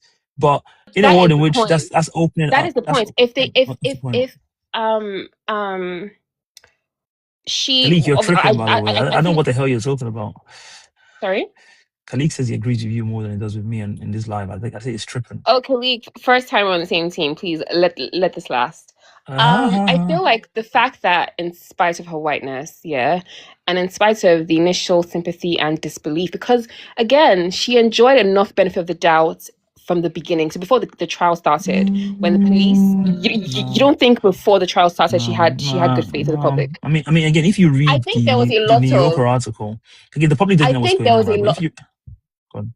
Oh, sorry. I think there was a lot of, oh, she just doesn't look the kind. Oh, she just, I mean, because she looked like their daughters, like their sisters, like their cousins, like their friends, right?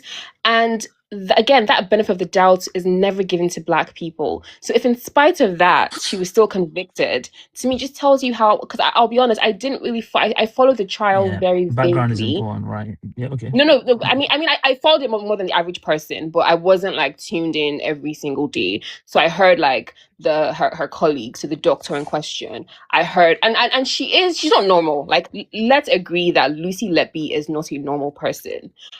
All right. Now to the in the vein of anti-intellectualism and intellectualism, someone asked for some background in college. I'm going to give you guys some quick background. Maybe not quick, actually. We'll see how long it lasts. If I then go into exactly what's going on. So I don't know where Odogo Brilliance is from, but Lucy Letby was a nurse in the UK who was convicted, I think 2024 or so, of unaliving a few babies and attempted unaliving of some other babies. And when the case came up in the media, we heard about it and then it just kind of disappeared. And we didn't really hear about it much more until after she was convicted. Oh, you're American? Oh, okay. Oh, fair enough. And so what happened with that case was like, this was like the worst case of serial unaliving, one of the worst, maybe if not, it's not the worst, one of the worst cases that we've seen in the UK. And so no one heard about it once she got convicted. But then what happened was that you're American, so you might have heard of the New Yorker magazine. They published a very long form piece, basically examining the evidence and what happened in that case. And the reason why the New Yorker published that long form piece and not the BBC or Sky News was because in the UK there was a gag order basically issued by the police on the press, restricting them and preventing them from covering that case. Which that's probably the start of the suspicion of this case, if you want to think about it, because again, maybe it goes back to this whole point of intellectualism, anti-intellectualism. Why would you have a public interest case of this magnitude and restrict the press from covering it? Maybe if the press had been covering it initially when the whole thing was going on, more people would have noticed the apparent boulders that were in their case, and it would have never got to this. Now, some context about Lucy Letby was that she was actually arrested twice before when they were investigating these deaths, because this hospital she was working at, the Countess of something, I forgot the name of the hospital specifically. The hospital she was working at was experiencing very high numbers of baby deaths, basically. And so they investigated a few times to understand exactly what was going on, and they arrested her because there was a consultant at that hospital that basically, it was arrested twice, exactly. There was a consultant at our hospital that basically said, we suspect her. So they removed her from the ward where she was working, but nothing really changed. Then she appealed the removal because it was unfair, and she actually had a lot of expertise in the hospital. A lot of people, neonatal fatalities. And then they brought her back. Then they removed her permanently from that ward and said, you know what, we don't trust you. We think it's you doing it. Again, with not much evidence, by the way. And then ultimately they actually removed her, and then they arrested her for the third time. And the reason why they couldn't, bring any charges against her when they arrested her the first couple of times was because there was no evidence. But when they arrested her the third time, the key issue with this is that there was a witness. I think that's what Kosi was mentioning. There was a witness for the prosecution that the police contacted, who now came up with a theory, because they couldn't basically figure out how exactly she was unaliving the babies. Like no one had it. They just couldn't figure it out. This guy called Dewey Evans, he was the prosecution star witness. He now came up with a theory of how she was doing it called air embolism, which is apparently that you inject air into Air the into the airways. baby, yeah. Yeah, right, Into the all veins, and that then it kind of goes stuff. and block. Yeah. And yeah. So he came up with this theory. And if you read the New Yorker article, the medical experts that have testified against him they said, we don't know what the fuck he's talking about. This is not even a way of even killing someone. No one's ever really proven that this is something that worked. He cited some obscure paper to prove it, but the experts that they've asked after and said, like, can you, a lot of them were like, what do you mean? This is not something we've ever heard before. So he basically invented / quoted some very poorly cited source of cause of death. That was ultimately basically the key evidence that they used to prosecute her. They also used some kind of statistical evidence, which again, people that actually understand statistics have come out and said is basically false. And so she was convicted, and now they're trying to look into it again. But the key issue with this is that this expert, in fact, in a previous case, the judge in the previous case that this guy testified in, they basically said he doesn't know what the fuck he's talking about. In fact, I actually have a PDF, which if I can try and find it on my phone now, that I saved of the full thing. It's not like I'm trying to find the exact quote for how the judge described the expertise of this so-called expert, which again probably brings us back full circle to this whole idea of like, trusting and believing in experts and stuff. This guy was an expert who's basically, he was the main issue for, it was the main star witness for the prosecution, and his evidence was basically what he used to convict her. And now we now know he doesn't know what the fuck he's talking about, and he was just chatting rubbish the whole time. All the other time to try to accuse her of unaliving, there was one that tried to say like she poisoned the baby with insulin. Again, the experts have come out and called also another theory. Other experts, I suppose, they've now said that, oh, actually, it's not very clear that you can actually poison someone with insulin that way. In one of the cases, she wasn't even in the hospital when the baby had an issue. In one of the cases, when they asked the guy, "Oh, do you think how do you think the baby died?" He said the baby got I think it was pneumonia or something. After that, he announced that actually maybe it might have been her that did it. Complete rubbish. And in fact, when the case eventually collapses, I think all the people that believe in it now in such a dogma, they're gonna have egg on their face. Because anyone had to read the evidence. The hospital itself was in a complete shambles. The way they were running it was a Yeah, mess. The I heard doctors that didn't know what the fuck was going on. No, wait, but AJ, are you going to talk about any of the incriminating evidence as well and testimonies that were provided? Like what? Like the fact that she happened to be not on all the shifts, but when there was a newborn or a NICU baby going through crisis, she happened to be there. And then the testimonies from the parents talking about her demeanor when when the baby was in crisis. So essentially, I think there were two accounts where the parents were very cautious around her and had explicitly said they don't want her to be around their newborn. Mind you, these were NICU babies, so they're very vulnerable, and they're also away from the parents. I think that's also an important factor. And oftentimes they would walk in. I think there was one instance where the baby's vitals was dropping and like an alarm was going off, and she was completely unreactive. The parent walked in and is like, "Yo, what?" Like, looking, not you, obviously, but like, what's going on? Like, and she had no response, no reaction until people came and obviously, like, try to assist the baby. But like, there are these like odd. Odubidence gets it exactly right. I mean, on the first point, that's exactly No, the wait, point. no. Odubidence Sorry. Of course, I just had to mention the fact that they're NICU babies, meaning they're already very vulnerable. The point I'm trying to make is her odd behaviors, and yes, What does that prove? it might be circumstantial. But it was part of the court trial, and you didn't discuss it. The fact that literally, if you see a NICU, if you're a nurse on duty and a NICU baby is going through crisis and their vitals are dropping, their alarm is going off, and you are completely unreactive. I mean, that was one case, right? And Other okay, people that's also okay. Fair enough. That's one other case. But people then let's also testified talk and said about. that she had loads of About. expertise, and they used to call her when stuff went wrong because no one else knows what the fuck they were yeah, doing. but like No, she also volunteered. at best, She also constantly, and it seemed like a kind of Munchausen. I think is what they diagnosed her with, right? Or what they're accusing her of having, where she kind of thrived off the attention of being in the middle of all that chaos and drama. Let's also talk about the evidence that was found in her home. Let's What evidence also was found? talk What about. evidence was found in her We home? cannot ignore the evidence that was found in her home. What AJ, was found in her tell home? us. What was found in her home? You tell me. The writings, her own writings, literally writings, short of a confession, saying I did it, I killed, like I'm a horrible person. I mean, ultimately, you guys are talking to me about intellectualism and how we have to trust the experts and we can't just be believing stuff people say. If we can't find any actual way in which this was done, we're now trying to infer from all this circumstantial behavior and say, oh, because she wrote this and she wrote that. Oh, wait, AJ, you laid out all the evidence, but you excluded these bits. She also took medical documents to her home. She was also stalking the families of the victims, of the babies that had died. Wait. When you say stalking, you mean she looked them up on Facebook? Is that normal behavior? Months. So yes, wait, Appa, a baby. Yes, actually, it's very normal. It wasn't one baby. It wasn't one family. It was like most of the families that had lost babies in the NICU. She was keeping tabs on them months after, and she had trophies.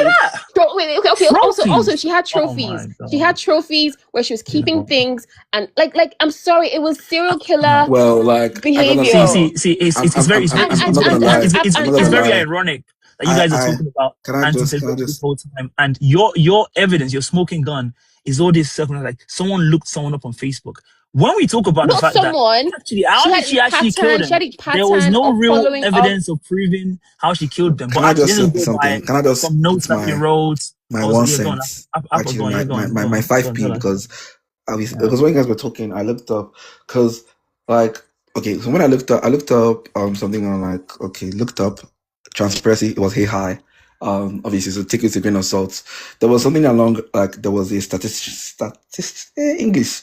There was just someone that the police hired. Yeah, the odds of her being there for all of those Like deaths. the Jane Chatham or something like that. That the Crown Security put blocked the analysis that she was supposed to do. In a way that she wasn't able to like carry out that statistical analysis that she was supposed to, that the police had hired her to do in the first place. Exactly. And like in as much as like curated at best based on what you said, yeah, like at least the one on like of like being unreactive, at best you can argue negligence. Like based on what you said, that's a very different thing from saying That's no, like wait, sorry. Wait, hold on. My background is law. That would not be negligence because there's actually a duty of care and there's a duty to act. She is a Yeah, but nurse. She has let's a be real. direct. Going from She one has a person direct standing duty to around to act. serial killer is a big difference. yeah, Isn't it? Come on, so bro. I'm so Come wait, I'm on. sorry. Like No, sorry, but if you hold on. sorry, Wait, hold on. Wait, guys. curated. Let me According, ask you a wait, no, question. wait, I Appa, want wait, to hold on. understand something. Let me just clear this up, yeah.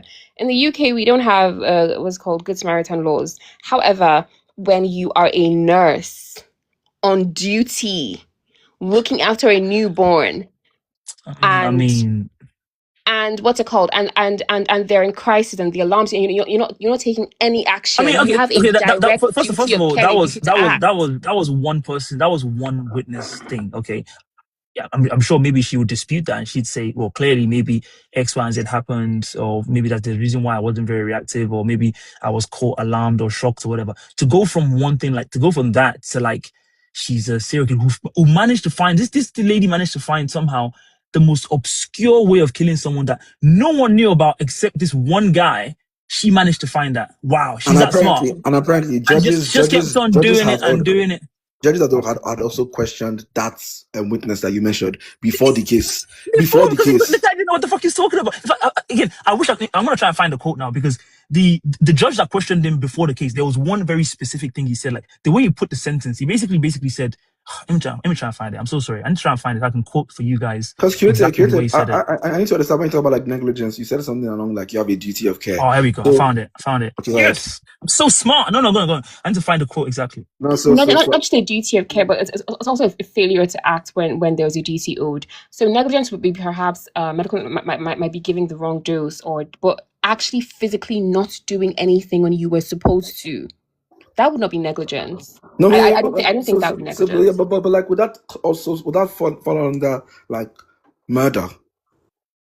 Like what would that be? Yeah, you could be charged for murder in that. Which is what they did. I would charge. I mean, sometimes prosecutors go for a lesser charge if it's easier to prove, right? Oh, I found it. Sorry. In that case, I wouldn't describe that as negligence by definition. No. Now, it's important again in the context of what we're talking about, Lucy Letby. Remember earlier, guys, Aisha, we're talking about Lucy Letby now. We kind of went down a rabbit hole. But in the context of remember, guys, we were talking earlier about anti-intellectualism and being able to trust the experts and the people that know what the hell they're talking about. This is what the judge said about the key witness. Remember, the key evidence that was used to prosecute Lucy Letby is that these babies died by means of air embolism, which is an extremely obscure way of killing someone that no one knew what the hell was. This is what the judge said about the guy that brought this evidence, because remember, she was arrested twice before. They couldn't prove how she was killing them, basically, which is how they let her go. They actually finally said, now we've managed to prove how exactly she was killing them because we listened to a guy called Dewey Evans. Now, Dewey Evans is the star witness. This is what the judge said about him. He said a month before, a court of appeal had described a medical report written by Evans as worthless. The court said no court would have accepted a report of this quality. The judge continued, this report has the hallmarks of an exercise in working out an explanation and ends with the tendentious and partisan expressions of opinions that are outside of Dr. Evans's professional competence. The judge also wrote that Evans either knows what his professional colleagues have concluded and disregards it, or has not taken steps to inform himself of the views. Either approach amounts to a breach of professional conduct. This is the person that's providing evidence that you are now defending. How can you? completely Insults. discredited. Sorry, again, wait. And that's exactly what he did in Lucy Letby case. Wait, You guys. had the babies died, then he worked backwards and say, if I have to prove this person killed them, how do I do it? That's how he got to air embolism, not because he did any serious evidence. But anyway, I'll let you guys, wait, sorry. Again, just to be clear, I'm not challenging the medical evidence. Like I said earlier at the beginning, if the experts are now coming back and saying, you know, the expert witness that was used by the prosecutors got it wrong, then I can't challenge them. What do I know about anything regarding that? I'm looking at the trial and I'm asking whether or not she had a free and fair trial. And I'm looking at the circumstances as well, like the other evidence, because I can't comment on the medical parts. I'm looking at the other incriminating evidence and I'm saying, is that enough? Does that create, or what, rather, yeah, that's what I'm looking at basically. Even on the free and fair trial bit, right? In fact, it's so good I had the thing open right now. Let me give you an example of how free of a trial she got. Because first of all, I actually reject the notion that all you have to look at is basically whether or not someone had a free and fair trial. Because, you know, I just, if the evidence is not there, then that's part of it. But anyway, let me give you an example of how free and fair trial was. For one of the babies, Evans had originally written that the baby was at risk of unexpected collapse. The pathologist in the prosecution had wrote that the baby died of natural causes, most likely of pneumonia. 3 years later at the trial, he said the baby had died with pneumonia, not from pneumonia. The likely cause of death as a result has now been changed to air embolism. So 3 years before, this same person said it was pneumonia. Now he says, actually, when I examined the baby that died, they had pneumonia, but actually they also, the reason why they actually died was because of air embolism. Now, if a baby is premature, how are they most likely to die? Pneumonia or a cause of death that no one's ever heard of? This is the kind of nonsense they were doing at trial. In fact, it gets worse. The prosecution was now told to disregard. The judge actually told the jury, when they couldn't reach a verdict, because again, the case was BS. He now said they can convict her even if they're unsure of, and I quote, the precise harmful act she had committed. Basically agreeing that they all know a lot of the babies were premature, Kaliki. Almost all of them were, because that hospital used to deal with premature babies. So basically, the judge conceded like tacitly that, okay, you know what? It seems like we can't really prove exactly how it doesn't matter. Disregard, again, that's a direct quote. The judge told the jury, even if you're unsure of the precise harmful act she committed, you can still bring forward a verdict of guilty. I mean, what are we talking about here? When the case collapses, and I'm sure it will, because apart from corruption, which is the only thing that prevents it not collapsing right now, it will be so obvious that all you have to do, as you guys talked about, all you have to do is actually read what's going on. Curate it. I will challenge you, given that you've been talking a lot about the anti-intellectualism, read the New Yorker article in full, and you see exactly, like, it leaves you in no doubt. This case was BS. I saw, I did see the turnaround. Like, I think they even had a press conference, the medical experts. I'm talking about the New Yorker article. That had the first one, right? Yeah, yes, the first. And part of what I want to talk about when I wrote my article on this was also like, think about, like I said, this whole maybe this counts against the intellectualism point.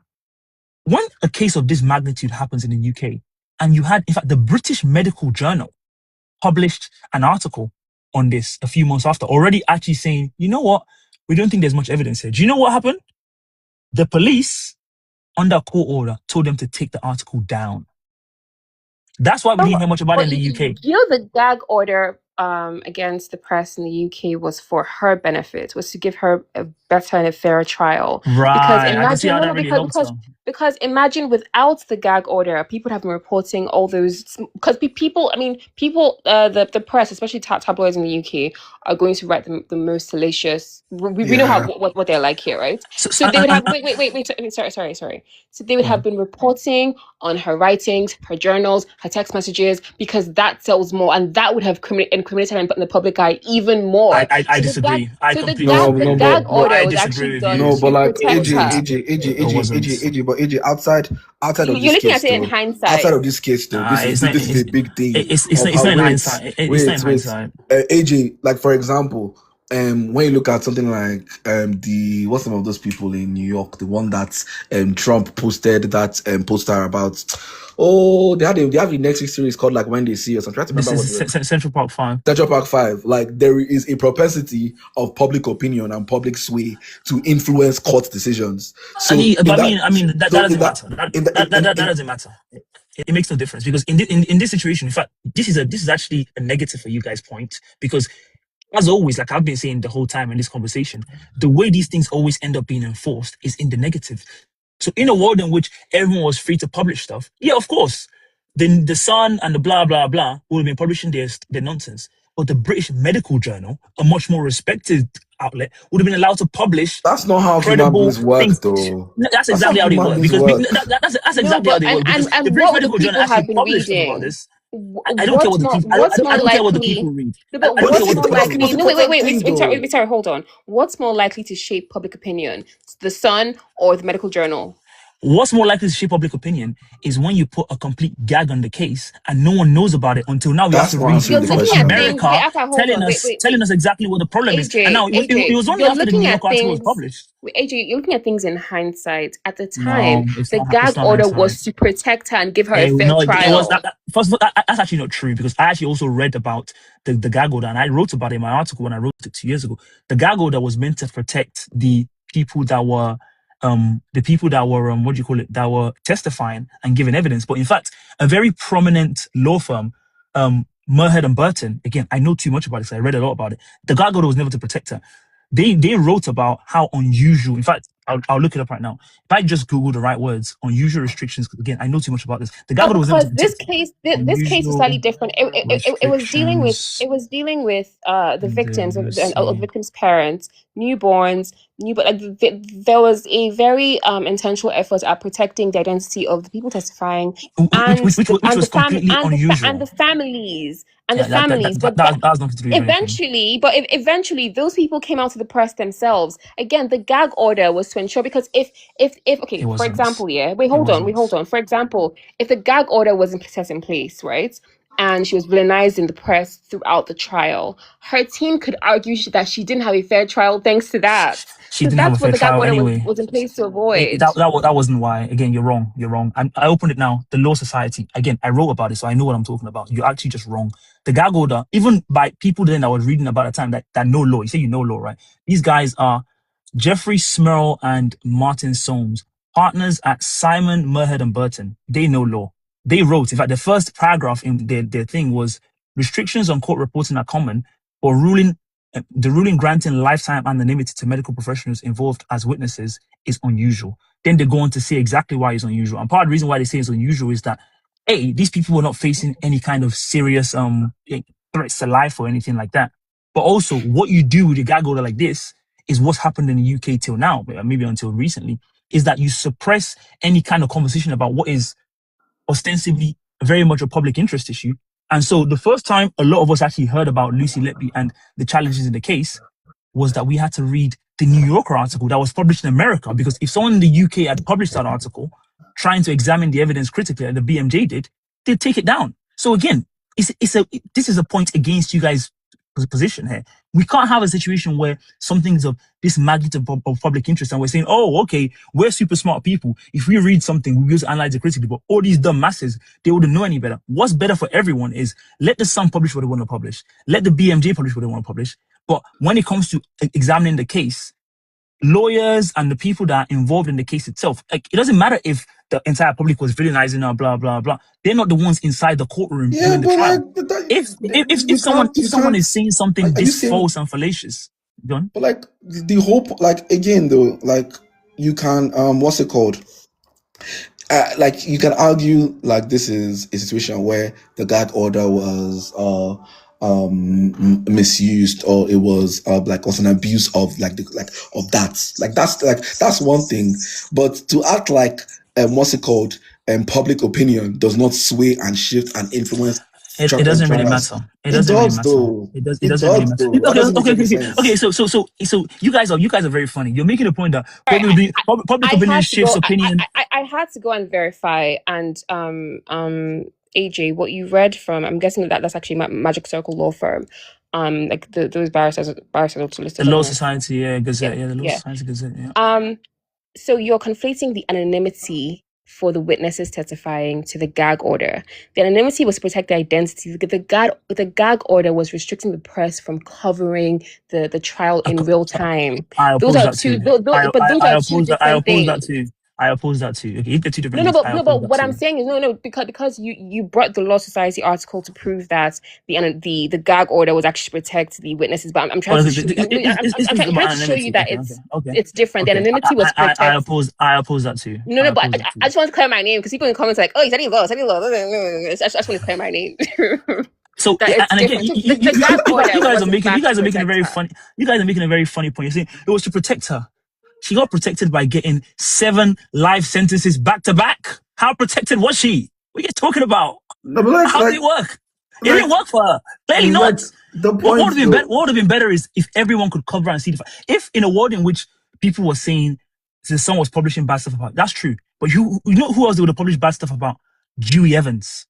And the fact that the judge said in the previous case is making tendacious things that other information comes, that would have been covered, and we would know No, that but this like, guy is a fucking liar. sorry. Like AJ, like my thing, the fundamental base of these things is how you envision these things playing within the public sphere. No, it's not. It's Like, not. It like doesn't matter. It doesn't matter. sorry, wait one sec. Like, do you actually think that adequate reporting actually like adequate reporting? Yes. Mass influences, not within. In not what within, case? Give me an example of What a are you saying case here? where the press was. Sorry, wait, I have friends. Appa. Give me an example of a case or a trial where someone was being prosecuted and was a very popular, public interest case, and the press was reporting in favor of the defendant. I don't want the press to report in favor of anyone. I want the press to report the I'm facts. trying to and just report establish accurately that what's there going is a on. pattern of the press typically, especially in such a sensitive case, villainizing the defendant. So in hindsight, yeah, it's easy for you to say that, but at the time, No, but like, the court was doing it Can I just say I would have opposed Yes, it then too. wait, sorry. AJ, this is the UK media we're talking about here. I don't care. I don't care. I would oppose it then too. When it comes to public interest, there are things that in fact, even this whole idea of, they do it when it comes to security as well, quote unquote. Like this whole idea of like, oh, there are these things that are so super sensitive. Ostensibly, what are we talking about here? Someone allegedly did a crime, one of the worst crimes in the history of our country, and everything now happened in secret. Now we know everything was fraudulent and lying. Why did we not know? Because everything was done in secret. My principle is always going to be the same. Yes, of course, I'm sure there were people that were right. And in fact, if anything, this again worked against her because when the story first came out, what we saw was that mass blitz of angel of death and all that kind of stuff. After that, what we didn't see was anyone again looking at the fact. In fact, I actually didn't know that she was arrested twice before until I started to look more into it. If even just the fact that she was arrested twice before, that was something that everyone was discussing openly. A lot of people would ask the question, obviously. Oh, so they arrested her twice before, and they couldn't find any evidence. I knew that. Now they arrested her for the third time. Okay, maybe you did.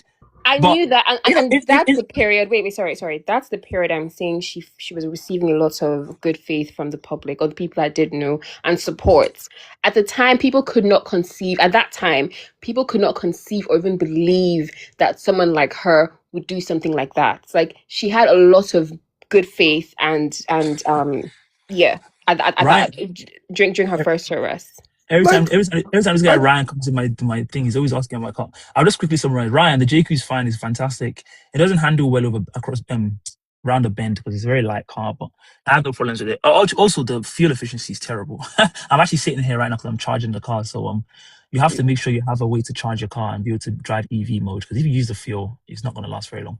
Anyway, back to Lucy Letby. But like, I think for me, it's more so a situation where like, when you see, like, let's even use like this whole immigrants, Islamic people coming to our country, like the media is always like spinning, like how they propagate these things is never neutral. They actually always make very like Killer Curator says, they make it very salacious and based off like the capital swing and the amount and how pervasive they are within these medias, it does generally massively influences people's opinions. And even if someone else was to be like, oh, actually, this is actually not the situation.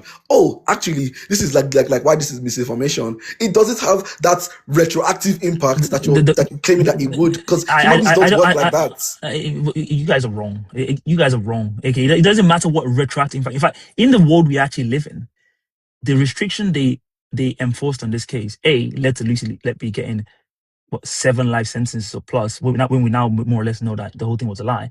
B, it was a restriction in which not only did they prevent the press from covering it, even when the actual supposed experts that you guys love so much, and my AirPods dead.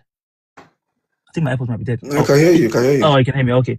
Even in that world was a world in which even the super smart experts that you guys love so much in the British Medical Journal, when they published something about it, the police told them to take it down. So again, anytime you want to enforce this kind of censorship, Yeah, that but power should like not be allowed to. You can't be allowed to have that power, because again, not only was this a public interest case, even if anyone doesn't know anything about Lucy Letby, you should be able to comment on what is one of the biggest cases in the history of it affects the NHS, people that use it, pregnant mothers that use the NHS, people that live in that area. They'd like to know what's going on at the hospital. You can't just be saying like, oh, okay, only us in this courtroom can talk about it. Are you mad? I'm going there next week to give birth, and I'm not allowed to hear about what's going on at the hospital. No, that's complete. Like, the principle is false.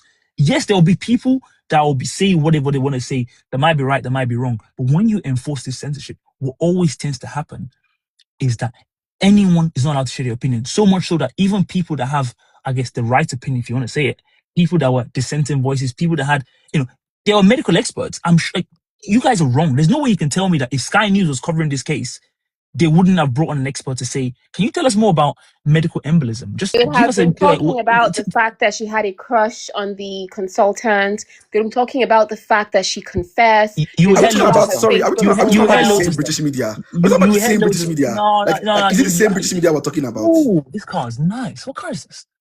Like, is it the Sergio. same British media we're talking about? Like, let me know. Let me know. Like, because like Yes, it's the same. Yeah, no, as it's if the they are same not British media. notorious So, so, for so for your answer is that, oh, because the British media is notorious in doing tabloid stuff, let's just have no press covering the case. Do you hear yourself? You sound That's not ridiculous. like that's not what I said though. Like What's I your said, what did you say? What's within the conclusion? because again, like I think you're only understanding this solely to the Lucy Letby case, where you could say that there was some abuse of these things. Granted, we can say that, oh, based on the No. situation where, like, you cannot say because of something is abuse, then outside the context of this situation, then it serves no practicality or serves no utility. That I doesn't would make always sense. I would That always doesn't make oppose it. Yes, I sense. would always oppose it. Yes, I would always oppose it. Again, like for example, within the what's it called? Within the like I use the what's it called the Central Park 5 situation as an example of how like what Trump did with his own tabloid and public opinion did influence how that case was presented. Okay. It did Right. influence how that political presented. And like I don't know, maybe created, like I'm very sure if we look up what's it called, if we look up like cases that were in front of like the public eye, we can see it's not rocket science to see how it will influence the things that happen within the courtroom. I suppose I take that point generally, which is that, like, when people write stuff about stuff or people have opinions, that can influence stuff. But the answer to me is always never going to be, we can't have people writing stuff and just like, oh, let's just restrict it to like all these. Again, you guys are talking about experts earlier in the context of intellectualism or whatever, because as we've seen time and time again, I'm sure even in the Central Part 5 case, it's very, very likely that they had their own experts that were testifying, erroneously about all the stuff that those boys did, even though they didn't do it. So ultimately, what it came down to is, again, I don't know how much, it seems unlikely that, let's be honest, with Central Park 5, given that, they were arrested anyway. It wasn't like they were arrested because the public knew something. The police arrested them first. And then when the news came out that they were arrested, everyone started to, based on, the evidence that people were promulgating. I'm sure, again, they had experts testify erroneously in that case as well.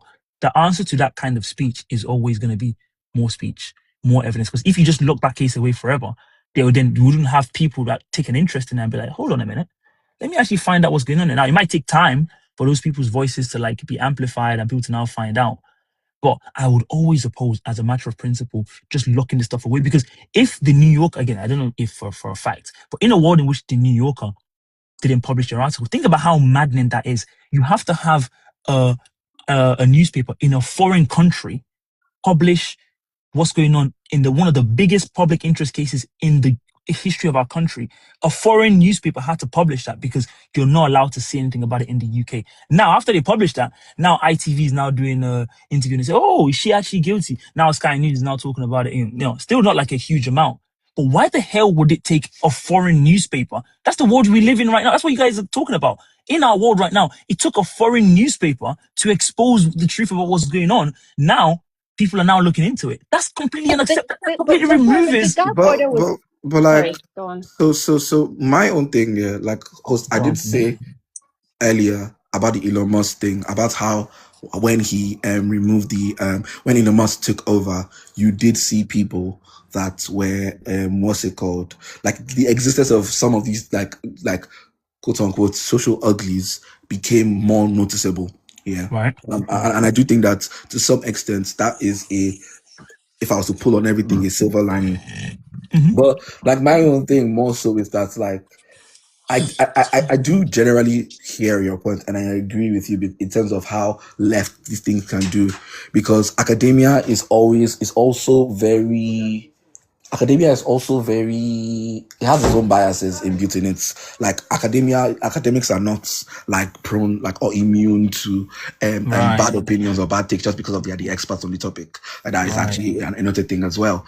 I think more so it's just the reason why I was reaching towards the government restriction thing or the censorship thing is the inability to ascertain truth, because I cannot fathom or understand a world where there is no like we cannot at least set a baseline of agreed principles, because if everything is up for question, then it is very hard or difficult to organize society around anything, because we cannot even agree on this very fundamental aspects of our world. And it's a different if the disagreement is a disagreement of content. So like let's say you are saying A and you have like XYZ arguments, like just basically the conversation you and Curated had. You guys had both reasons why you held both positions. That's very different from saying or like that's just very different from how like within when we're talking about like the anti-intellectualism thing, in terms of how like some people I don't know. I don't see it as that different, because again, I think if we talk about specific, like I said, like specific issues as to do with like what do you call it, quantum physics or whatever. Yes, there are facts there, and the people that know more than other people, etc., etc. But even with this Lucy Letby case, right? If in a world in which I was talking about it then, Curie was talking about it then, okay, we read a bit about it, but we all just have opinions. You can't have a world in which you now say like, like if you go back to the Chinese situation, they cited law as one of the things that like you need expertise to discuss. Okay, I'm not a lawyer. I don't have expertise in law, but I can read and be like, okay, the way they apply the law, I don't agree with it. In the Lucy Letby case, for example, if more people had access to understanding what air embolism was and how ridiculous of a theory it was and who Dewey Evans was and all that kind of stuff, I don't know for a fact, but it's very possible that she wouldn't be rotting in prison right now, because more people would realize that actually, you know what, the real issue here was how rubbish this hospital was, and the fact that some of the people in this hospital didn't know what the fuck they were doing. But we never got any of that information, because again, to me, what the world in which you guys are advocating, maybe to a lesser degree, depending on how you see it, is that okay, only these certain people that are like super smart on it, or like that have done this research, blah blah. Everyone should be allowed to share their opinions, whatever. You can be wrong, but it's your opinion. Like if it's like we heard about free speech. The answer to bad speech is more speech. People are saying stuff that's bad, let other people say stuff that's good. We don't need you now, one random person to say you're the government or you're the expert to now come and say, okay, I'm gonna decide what's being shared. No, who the fuck are you? So no, but like okay, like let's say for example, like within the realms of like what's it called, like racist stuff or like or anything that like of hate speech. Let's look at hate speech for example, and you're like, I want to say this thing that is harmful to other people, and does actually ensue violence on them, but no, because violence is a bit different. Okay, why no. It does incite violence. No, it actually does. Okay, there are laws already like that protect people from, or like that like there are laws in place for like incitement to violence. Those laws are already there. So If how do people you? are saying stuff that's like, I don't know, let's say like a white supremacist account or whatever. Again, you guys might disagree with me on this. I wouldn't say let's get rid of them. I don't care. It doesn't. I say it's like. And you don't think that's Okay, inciting violence? I disagree with. No, I don't think that. Again, there's levels to it. There's a line. You can say Wait, like wait, wait, go wait, and wait, wait, directly wait. do X, Y, and Z. Sorry, Like I go missed that. and burn Is what That's X, Y, not inciting violence? like I said. Like so, he was like, oh, like people should be allowed to say what they say. And I was like, okay, how do you weigh that in context of hate speech? Because I like think the Americans have it right with the First Amendment, which is like, again, in theory anyway. No, the First Amendment is turning into rubbish now. But the way the First Amendment is meant to work is like, if you're directly saying like, go and burn down that building that has a bunch of black people in it or whatever, that's illegal. But if you're saying N-word, N-word, N-word, this, I want them all to not be in America, that's protected under the that First doesn't Amendment. make sense. And I agree with that. I'll be That doesn't honest. make sense, man. Like I because agree with that. and it doesn't make sense in more so in the context of how like words actually inspire. Because like majority of times when incitements happen, it's like incitement of violence is not only on the basis of saying I want you to go and do X. No, okay. So what Not in did the law. you wait? I'm not Sorry, arguing in the legal aspect of before you no, can no, answer no, what no, I'm no, saying. no, no, no. Sorry, my question's for AJ. What did you think about the government's Islamophobia definition, or the fact that they had an inquest? And then I think it's now the accepted definition, right? Which one was that? What's The this definition of definition? Islamophobia. Oh, let me look it up. Okay, so essentially the government was trying. So other groups, so let's say Jewish anti-Semitism, or I think that's the best contrast. There is Oh, no okay. legal definition. There's just the group. I think a council of Kinikon The gave. IHRA definition. Yeah, I think so. And the parliament essentially just adopted that definition. So there is no legal definition of anti-Semitism, but the parliament was trying to get a legal definition of Islamophobia, and there was a big pushback. I'm surprised you didn't see it. You might want to look into it. Oh, Islam. I thought you said homophobia. I was Oh like, no, sorry, Islamophobia. oh, okay. Yeah, I heard about the Oh yeah, so there was a definition big about that. pushback because people were saying if you give a legal definition, then you're essentially indicting anyone that criticizes Islam, and it's too broad of a net. So how did you what did you think about that? If you're a freedom of speech absolutist? I agree with that. I agree. I don't think we should have a legal definition of Islamophobia. That would be too restrictive on free speech.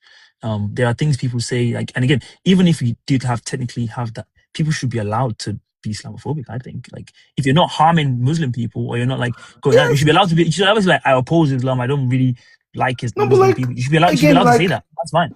in like again, like I feel like Odogu said what I was saying because theoretically, yeah, but when you're dealing with human beings, like words are never really just words. Like in the grand scheme of things, they are never What does just that? that. What does that mean? When you start speaking or you have certain sentiments towards a particular group that dehumanizes them in any context, violence normally follows. It is normal. It is like, and it's a very clear trend because once you think that these people are XYZ and it becomes something that has I mean, let's kind of cast our minds back to the Rwandan genocide in 1994. I'm sure if they could go back in time, those radio broadcasts, I forgot the radio station right now, that was like the kind of rhetoric, like, oh, Tutsis are cockroaches, and that rhetoric that was allowed to fester. If they could go back, because that's partly what fueled the genocide, right? So I mean, according partly, to but I mean, you, what really fueled it was the situation on the ground, right? You guys know yeah, that. but like again though, these things are it's like but see, the UN, and like when we look back at that situation, all the experts agree that radio station specifically played a huge role. I mean, of course, if we look back on So it now, I'm pretty sure that even by the trying to legal bolster definition, Appa's point. Sorry, because guys. AJ, Sorry, Appa. Sorry, guys. Sorry, gents. I'm just trying to bolster Appa's points that words are never just words. Like these things fuel things and actually lead to real life consequences. because I mean, of course, if you look at what the radio station was doing there, I don't have all the broadcast in front of me, but I'm sure a lot of it would cross into what I would describe as legally. Oh no, not quite. For sure. Because according to you, you'll say they're free to call Tutsis cockroaches if that's how they No, feel. you can't put words in my mouth. Again, I haven't watched exactly entirely what they said. Was there times where they were literally saying, "Go and go and burn down their homes Yeah, and stuff. Probably That's was. what it it led never to. starts Wait. there. It Yeah, never exactly. That's starts what it led there. to. In the beginning, it wasn't that, but ultimately, that's what it led to. Yeah, it Kind of never like this starts I South mean, there. African rhetoric as well. Like so where would we then start to say like, oh, okay, this is the start of where I mean, if you guys, you guys might not know this, but like even Martin Luther King, I mean, we all love MLK now, right? Do you guys remember that? He was a Okay, cheater. I don't love him. for everything, I beg. is Small cheating, small for his cheating. his promiscuity aside, even MLK and the what do you call it? What do you call that group? The what's that Black group that? Panthers. Panther, No. The one that was the legal group that was defending people that was made the ANTP, and NAACP. Sorry. they were advocating for KKK marches and they defended legally the right of the KKK to have rallies. Are they unaware that not too long ago in America, the KKK was involved with lynching? Why did they What was defend their it? what was their did they have the exact same reason like what you're saying in terms of their Exactly. Yeah. The reasoning was that if you start going after the KKK and saying these people are extreme and these people shouldn't be allowed to say what they say because words can blah, blah, blah, blah, it's only a matter of time. In fact, it's not even a matter of time. The next day, the government will now use the same thing against the black people that wanted to march and say, in fact, your words can be very violent. If you talk about the homophobia stuff, Islamophobia, not homophobia stuff, and you talk about anti-Semitism, what are Israeli people saying right now? We have to adopt this rule of anti-Semitism because everyone hates us, and oh my God, this is a crisis, and if we don't stop this now, blah blah. But in reality, we know that a lot of people don't like hate Jewish people. these are different. These are two different things, yeah. No, Like, because I don't no. think like the points based on what you said, and I'm very and based on what I know of like these people as well, 3%. My headphones is died. more so about you not like about the amount of authority you're giving and the amount of authority you're giving to the states. Yeah, that's not the same thing. That's one element of it. I do actually just have free speech. Like I'm more of I won't say free absolutist, but like I do just feel that way. I mean, part of it is because of what it can lead to. Because again, if you guys talk about hate speech and stuff like that, then it gets very subjective of like what is hate. I mean, there's sometimes it's clear, sometimes it's not so clear. Sometimes it's like again, if people have opinions that are negative about other groups, what of it? That is not like so again like that's where I think the divergence because I agree like I said earlier, I don't think a banning or a restriction is the what's it called is the solution, yeah, because of like but basically the amount of power it gives these states to ensue violence. Like I can agree with that in terms of the authority, because I think that's what most of what's been advocated there, that if you say that people are not allowed to speak because of their society hates, that same rhetoric will go to be weaponized against minority groups, which frankly speaking they did it. Yeah, that's very different thing from saying that people should be allowed to speak, because you can social engineer and you can change people's decisions without it being a ban and restriction. It's not about the ideal that you want to like you're trying to the ideal you're trying to appeal to. But I think that like that's not a baseline of saying, oh, people should be allowed to have whatever opinions that they have. So how would you go about in terms of if this was your dictatorship? What kind of rules would you like to see on free speech then? Especially because of social media in terms of like hate speech. Again, very very. In fact, do you remember? Sorry, very quick side note. Do you remember when the Charlottesville stuff happened and even the Nigerian government was releasing statements condemning hate speech? Do you remember that, guys? What did they use that to do? I think that's how they created the momentum. What's Charlottesville again? Remind me. Sounds familiar. Charlottesville was when these guys, like these neo-Nazi right-wing guys, started marching. Oh yeah. Saying you will not replace us, blah blah blah blah. And every government in the world was releasing something condemning hate speech. I'm pretty sure that's the kind of stuff they used to pass their foolish law. Or is it cyber stalking? The where you can arrest people and pay the police to just carry them because you have money and they don't. That's the kind of ways in which they used to.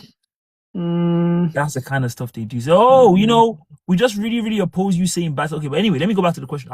How would you, in your dictatorship, enforce this kind of restriction on like you can't say hateful stuff? Exactly how would that look like? it's less about like not say hateful stuff, but like I said, like because that emphasizes restriction.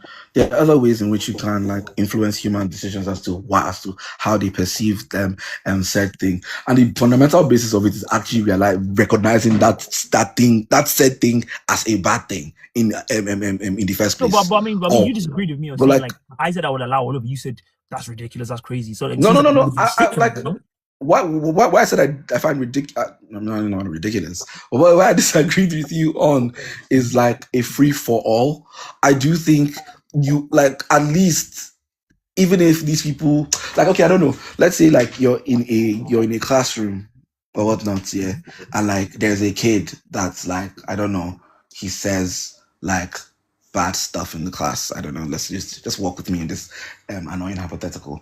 I think if you want to say that that kid should be able to like, I don't know if this is a good example. I don't know if this is a good example. Um I feel like at least within like that said society there needs to be some like baseline of like of respect and like values of human rights and what all that good stuff that is propagated in a way where even if you have people that deviate from like these things, at least the majority of people would still recognize these things as a social ill to some extent. Because my own thing is more about like I cannot see how What the fuck? I cannot see how a society that does not view these things in at least some levels of negative light, a society that does not want to deviate from like these things as a bad thing can I mean, form some level of cohesion it seems without like violence being ensued on other people. But it seems like you're already running into the problems. The reason why I have my position, which is that when I asked you how specifically would you, Lambs, we're talking about free speech and how restrictive should it be and stuff like that. When I asked you tangibly how exactly, where would you put the line? You started to realize that actually very quickly, there's nowhere to put the line. And I think again, the fact that the Americans, even way back when they were a very foolish country, I think the First Amendment is still something that's kind of stood the test of time, which is that ultimately the bar has to be very, very like the what do you call it? The floor, the ceiling or whatever has to be very, very low or high, depending on how you see that on speech. And every time you try and say like, because once you try and say like we have to define it beyond like what's clearly illegal and we all agree on like violence or whatever, once you start and go beyond that, every group can always say, this is we can't say that this is offensive to us. This again, we're seeing it now with this anti-Semitism stuff. And I'm sure if the Zionists had their way, even me saying Zionists to be offensive and they'd want to say blah blah blah, what would that be ostensibly used to do? That's always going to tend towards the people that have the power to enforce and defend themselves, or at least put that rule in to benefit themselves, and the people that don't will not be able to have any of that. Charger. What's your charger? I'm talking about. So that's kind of how I see it. And Curious, maybe I should bring you back in here now. I don't know. You seem that you were more on Appa's side, and so maybe the same question for you. Well, I don't know. Wait, sorry, could you repeat the question? I guess Appa said, we were talking about free speech and hate speech and online and stuff. And I said I would kind of have a First Amendment style social media where basically you can say whatever you want as long as you're not inciting violence directly. But you seem to disagree with that, and it seems like both of you are on the same side in terms of like you can't go that far because it tends to lead towards the more insightful stuff. And so I asked him like, where would you draw the line? Long question, I know, but like, how would in your dictatorship, what kind of restriction would you like to see in terms of hate speech? I hate that phrase, but I'll go with that. I don't believe. Well, I'm not a dictator. Let's start there. But I think laws are meant to be tested, right? So I think we have to start with a baseline. I can't say for certain, what would constitute hate speech. Obviously, if your words lead to violence, like that could, that's a direct indictment. But I would say the law just needs to be tested further, right? And we just need to see how far it goes. But I also believe in freedom of like take for example that Islamophobia bill. I was firmly, or to write a legal definition, I was firmly against it. And recently, actually, it came out. It was discussed in Parliament, and it came out that in Wales, they try to document instances of Islamic criticisms that were seen as unfair, or I forgot what word it was used to describe it basically. And the issue with this Islamophobia bill is, already existing hate speech laws already protect Muslims. So there was no need for an extra qualifying or qualifier for them, because it just then made it like, essentially people are now comparing it to blasphemy laws, or that it's a gateway rather to blasphemy laws. And I think I agree with that opinion. I think, people should be allowed to criticize if they want. But when it comes to racial slurs, I don't think you can be prosecuted in the UK for simply using racial slurs just in itself. But if you're using racial slurs, if the police are eager enough, they can probably prosecute. no, but if you're using racial slurs and assaulting someone, then that's a hate crime, and that informs your intent. Sorry? I'm pretty sure you can be prosecuted for using racial slurs. 100%. Really? Okay, that's fair enough. Really? Are you sure about that? There was a 1982. I did a video on this actually. There was a 1982 law which they used around. I forgot what issue happened in the UK that they were used to prosecute them. But yeah, 100%. If a white person was like, I don't know, met you in the train or whatever, simply using the N-word, I don't think that gets you prosecuted. Simply using the N-word, because all those teenagers and like university students that use it would be. The colleague. I don't know if it was Notting Hill. There was one because I know I did a video on it on TikTok like 2 years ago or something like that. Yeah, where but the way in which they enforce the law, when you read the law word in itself, it's so foolish because the law doesn't even try to define race. It just says like race. Yeah, is but again, race breach of peace is different from simply just using the N-word. It wasn't breach of peace. There's a law. Fair enough. Okay, I'd have to educate myself on that too. I'm not sure. But like for sure you can. And again, I don't know.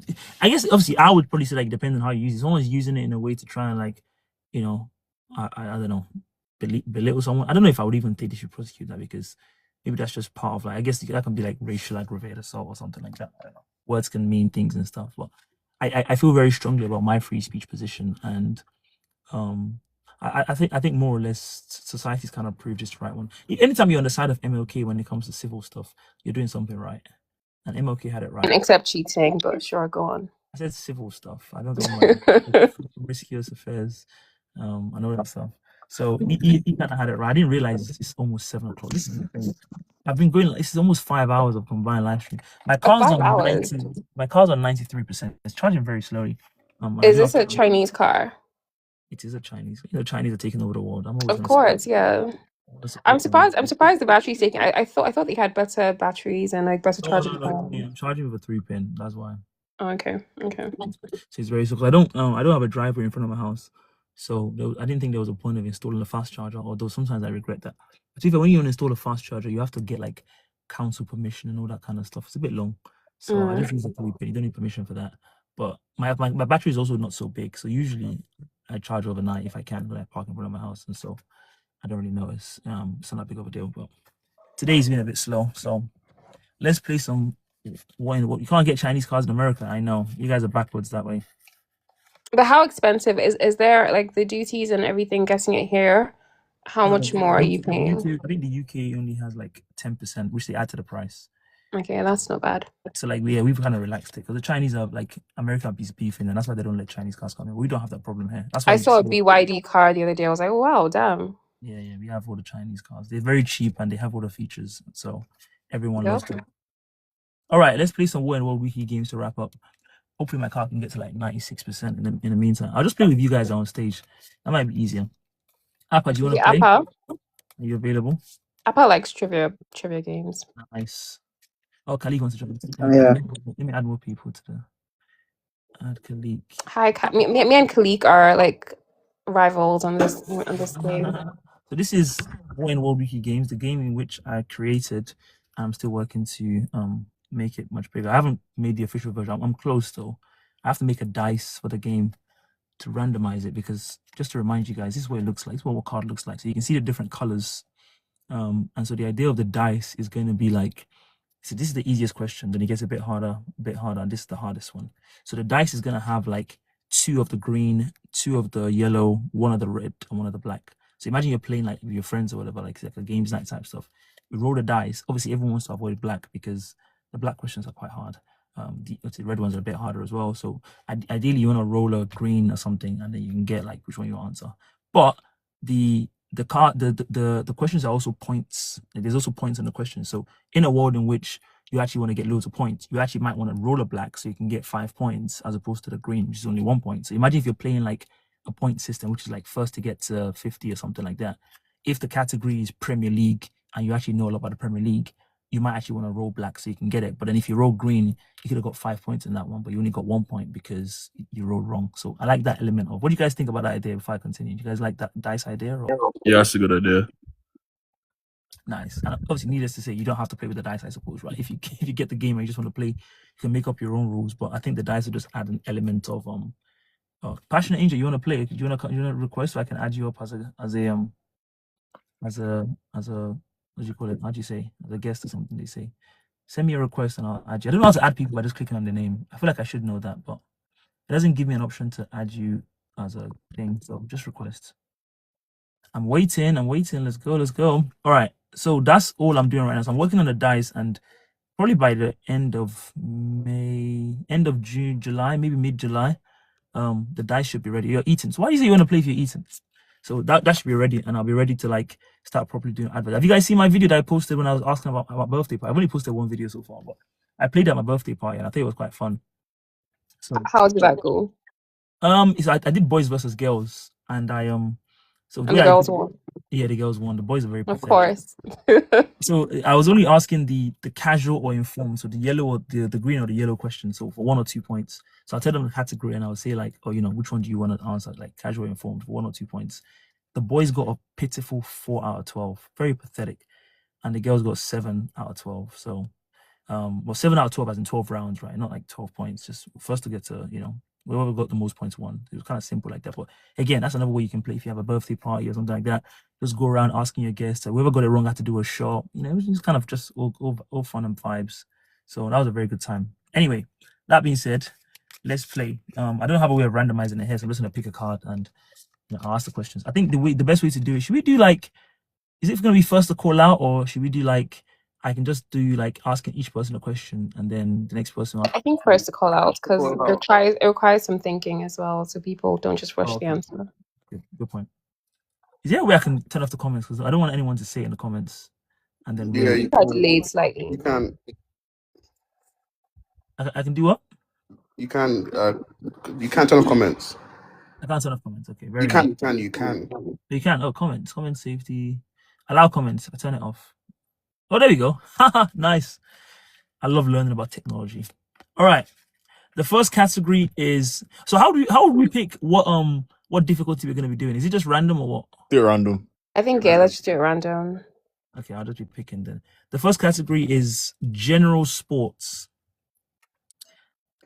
And the question is, England women won the Euros and which other sporting competition in 2025? The Olympics? How can England women win the Olympics? What does that even mean? Netball. No. Cricket. No. Oh, a different sport. Oh yeah, the Euros football competition and which other sport? Okay, I need to write that question a bit better. Thank you for reminding me. That's a good shout. Wait, so is it a different sport? Is it? Or Six Nations women? No. Women. What would women be doing in this country? There's a sport I have in my head, but I can't remember the name. It's like they like have this like they have this like stick and they run on a field and hockey. It's not hockey. The Six Nations was close. It is in that Rugby? Yeah, the rugby what? Oh, Rugby World Cup. I mean, I kind of spoon fed you that one. That's a bit pathetic. Okay. I won't take you don't have shame. You don't have shame. I won't take the point. Okay, so that's a note to me. The black questions are meant to be hard, but maybe that was a bit too hard. No, it wasn't. I think the question just needs to be a bit clear about like what other like it was like a different sports because I assumed there's another football league competition. Okay, so the question said England women won the Euros and which other major sporting competition in 2025? I think that's fine. When you say women's football, I'm gonna assume it's still another football competition. But they can only win the Euros that year. They can only win the Euros. Yeah, there's nothing else they can do internationally. Like, when you say England women's, and then you say the Euros, instantly, like you will think that you're still talking about football. think like Olympics. You're still thinking something along with Olympics. That's not an Olympic year. That's what no. Oh, fair enough. I don't know what's one, but I'm saying in general, like you would think it would be something that's still on the line of football. Yeah. Okay. Yeah. Note to self. Let me write that down. This is good feedback. I'll edit that question. But also, Curia, that's really funny because how can England women win the Olympics? What does that even I don't mean? know anything about not the Olympics, but the women's Olympics football. Like that's a category, no? Oh, Fair enough. Fair enough. Yeah. When you said the Olympics, that was very. No, I mean like football. Okay, okay, I get it now because I was thinking footballs, obviously football Olympics, but I get it. Yeah, fair enough. Which other major sports? I'll think about it right there. Let me see. Edits to the card. General sports. All right. Thank you for that feedback. I love this. This is really, really good for me.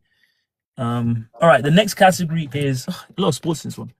Also, I had to shuffle it properly because there's a lot of I haven't shuffled it properly, so there's a lot of sports ones that are coming up, which I don't really want to do many sports back to back. All right. The next category is Hollywood. What was the highest grossing superhero movie of 2025? Deadpool. No. Endgame. No, that's 2024. No. Superman. Superman. Yeah, Yeah, Shit. you're right. Yeah, I think Deadpool is And I watched that 2024. as well. Hello. Deadpool is 2024. Yeah, my bad. Endgame was 2024, right? Or 2023? Endgame, I don't know actually. Endgame was old. It's 2020. Oh, Could even be before that, bro. That's old. Like, Endgame is old, bro. What? It's old. I'm bugging. I thought it was 24. Endgame is Alright. old. Anniversaries is the category. Which UK landmark celebrated 25 years of operation in 2025? London Eye. Oh, Yay, on the line. Are you guys keeping score of the points, by the way? I think I'm getting the 1-1. first point. I think it's one. Huh? Khalik has one. Wait, but he okay, fair enough.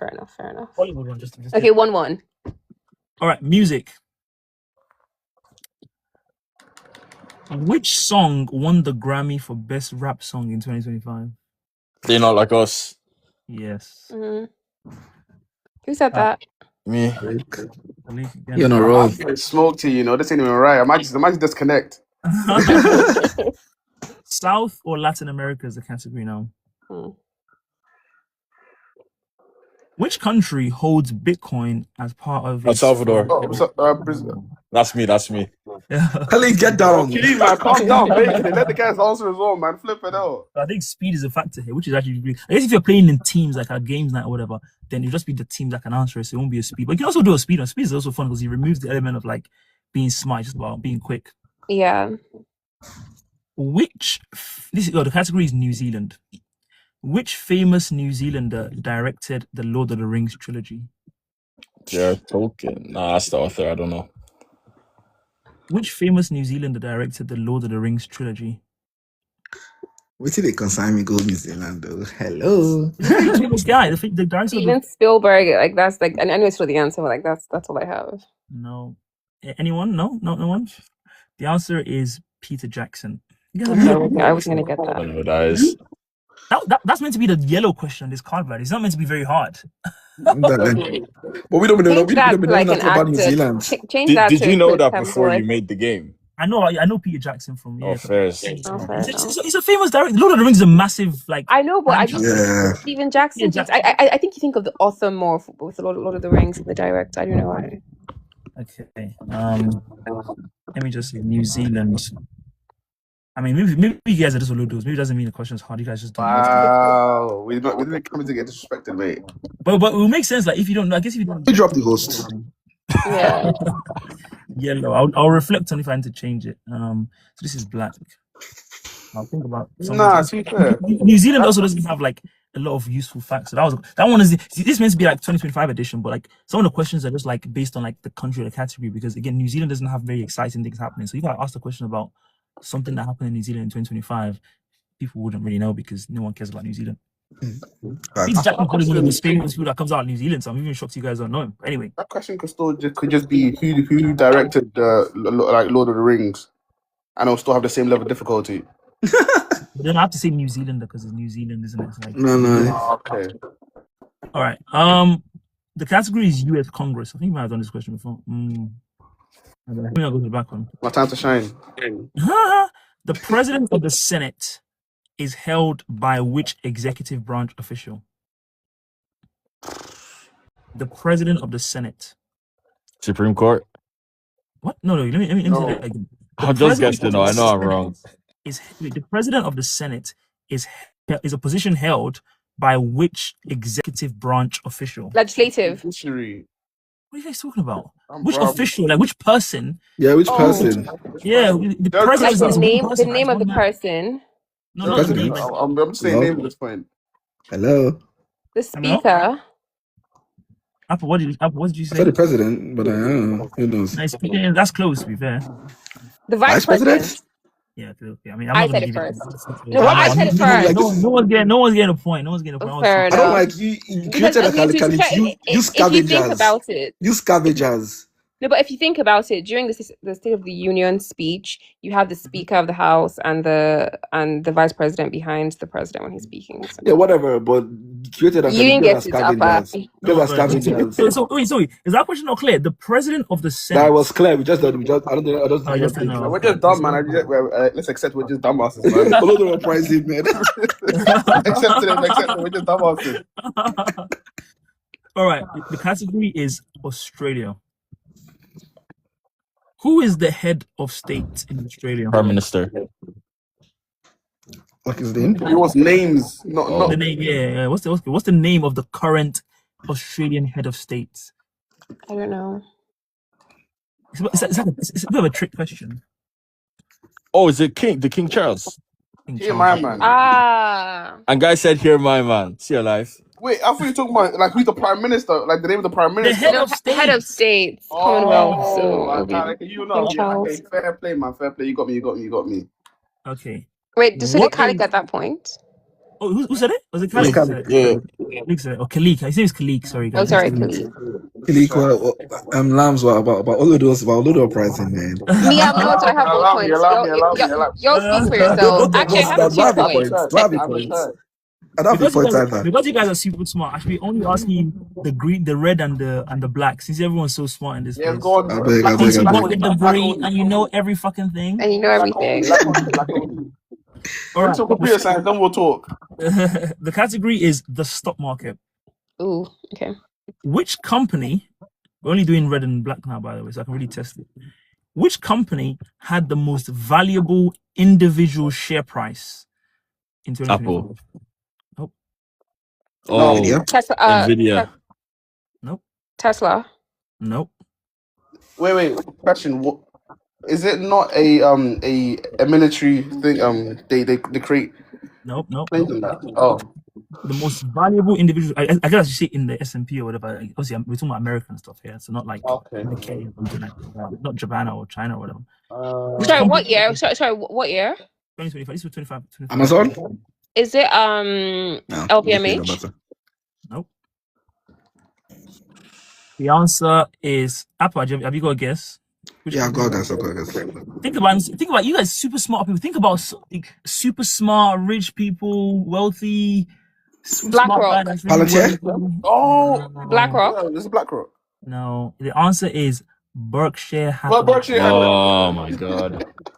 Lambs, there's no way to be like, oh yeah, I was gonna say that. I tried. Get out my face, bro. I tried. Okay. This category is Russia. Who was elected Russian president in 2008? That's a Putin back. I don't know. I feel like it's not Vladimir Putin. No, Yeah, it's not Putin. It's Gorbachev. Gorbachev? I'm just saying random things, The bro. 1980s called, mate. Not Gorbachev. Wait, sorry, did you say 1980? Sorry, what year did you say? I was teasing him. Oh, okay. 2008. Who was elected Russian president in 2008? No one knows? Politics. Dmitry Medvedev. Oh. Lambs, stop this gimmick. No.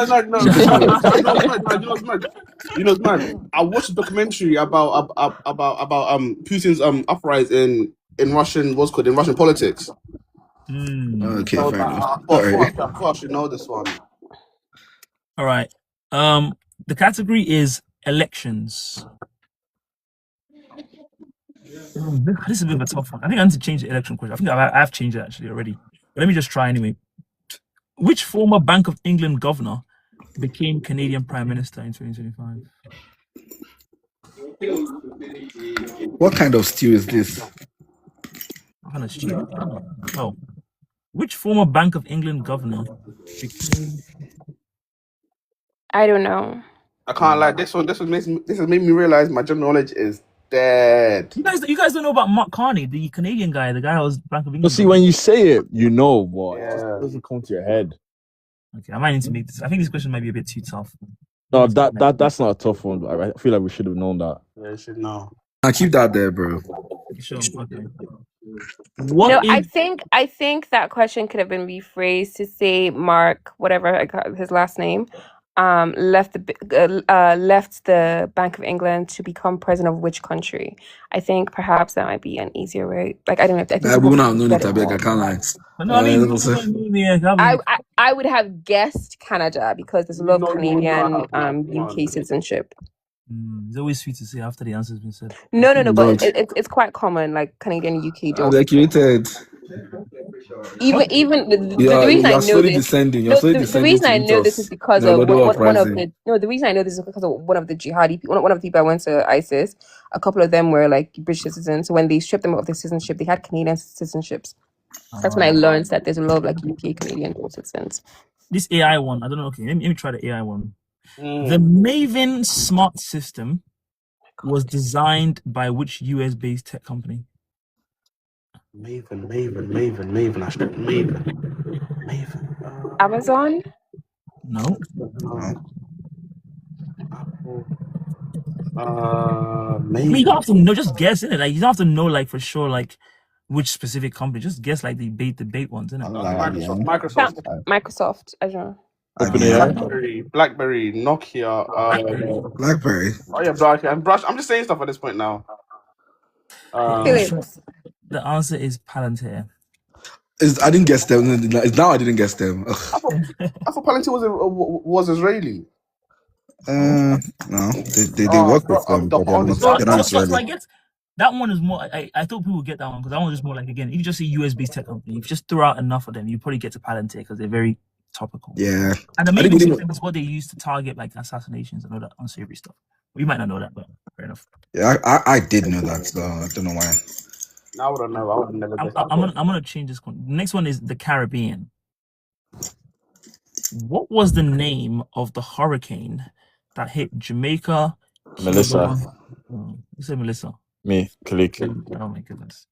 We've had this one before, by the way. We did this on first There's only round. 52 questions, so fair enough. Get like 52 cards. There's 208 questions, but I didn't want to ask the hard question on that one. You guys are not exactly covering yourself in glory, so I thought I'll just leave it. No offense. All right, since Curator asked for the hard question. I mean, sure, I didn't, but okay, go on. Renewables. Which metric is commonly used to compare the cost of producing electricity from different power sources? Wait, sorry, could you repeat that? Which metric is commonly used to compare the cost of producing electricity from different power sources? That's a black question. That's power? No, not power. This question's got to get easier, clearly. Yeah, I do. I think we're just dumb, man. I've accepted it. This is not our field of study. Kilojoules per watts? I don't know. It is the levelized cost of energy. You guys haven't heard of LCOE before? Nope, never. Really? Maybe you have not. I said nope, never. Like I haven't heard. I'm okay. You're talking to AJ. I studied chemical engineering, and I've never heard that. You've never heard of LCOE? In my degree, I did not hear that. So I was like, that's how they check. They see, you want to say like, oh, for the first time, solar is now cheaper than coal or whatever. It's LCOE because LCOE factors in like the investment that they can use and now like how much it's costing to me. So they don't just use like how much you're paying now. They're gonna use like all the investment, and LCOE is that's what it does. Again, if someone that was there, I was like, if you guys are playing the game, like kind of games, maybe someone that would be there to explain it, but like if they don't know, then they don't know. So maybe that question needs to be simpler. The category now is Formula One. Who won the Formula One Drivers' Championships in 2025? Hamilton. Happened. No. Oh, the guy from England. Yes. What's his name? Lando Johnson. Lando Norris. Yeah, okay, well done, Lambs. You were able to steal it from. Yeah. I don't How I about don't watch F1. I don't watch F1. I That's didn't know actually that. the I games. didn't know until I made the cards. I'll be honest. Which countries? Yeah, the category is video games. I think Kalik, you're on 4, right? Yeah. I guess you need one more to win it. Which country led the world in total hours spent playing video games? China. Oh, No, America. it is China, actually. Well done, Kalik. As always, I think this is your 3rd win, or maybe 4th. Yep. Well, you said these questions before. I've seen it. No, I don't think he's done that one before. I think China's a good guess in that one, though. Yeah, I was gonna guess China as well, but I was away. It was people China and Russia. Them are not gamers, man. They game Russia? Russia No, up it's there. gonna be for me. It's gonna be China or Japan or like South South Korea. Korea. Definitely one of them Asian, but China has a population, so Japan's actually not that big when it comes to gaming compared to like Russia. You guys are giving me a lot to think about. I clearly need to make these cards a lot easier. or maybe just add like some pop culture stuff. I don't know. No, there is like there's Black British, there's different. I just cards just don't come up when we do it for some Or reason. maybe add some There's MCQ fashion. questions. Oh, I'm getting a There's, phone call, guys. there's I music. mean the way the questions are, I don't think you have the options. You can't like add like, oh, this. But I think perhaps giving people the option of China, da da da da. Like, do you get China, Brazil, da da da da. Multiple choice.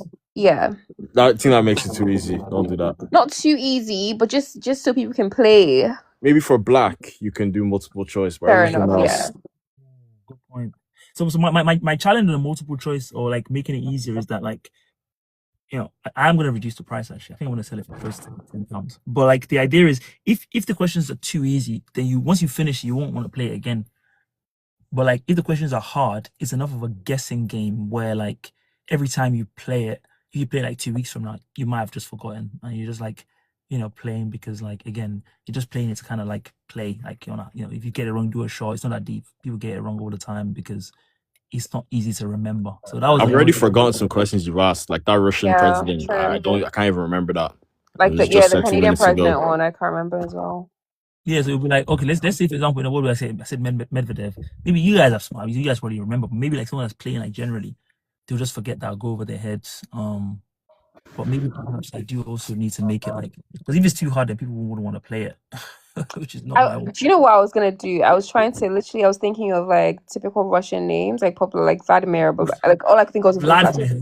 If I had guessed Dmitry, would you have given me that point without saying the last name? Dmitry is just a regular first name. I didn't want to be called Dmitry.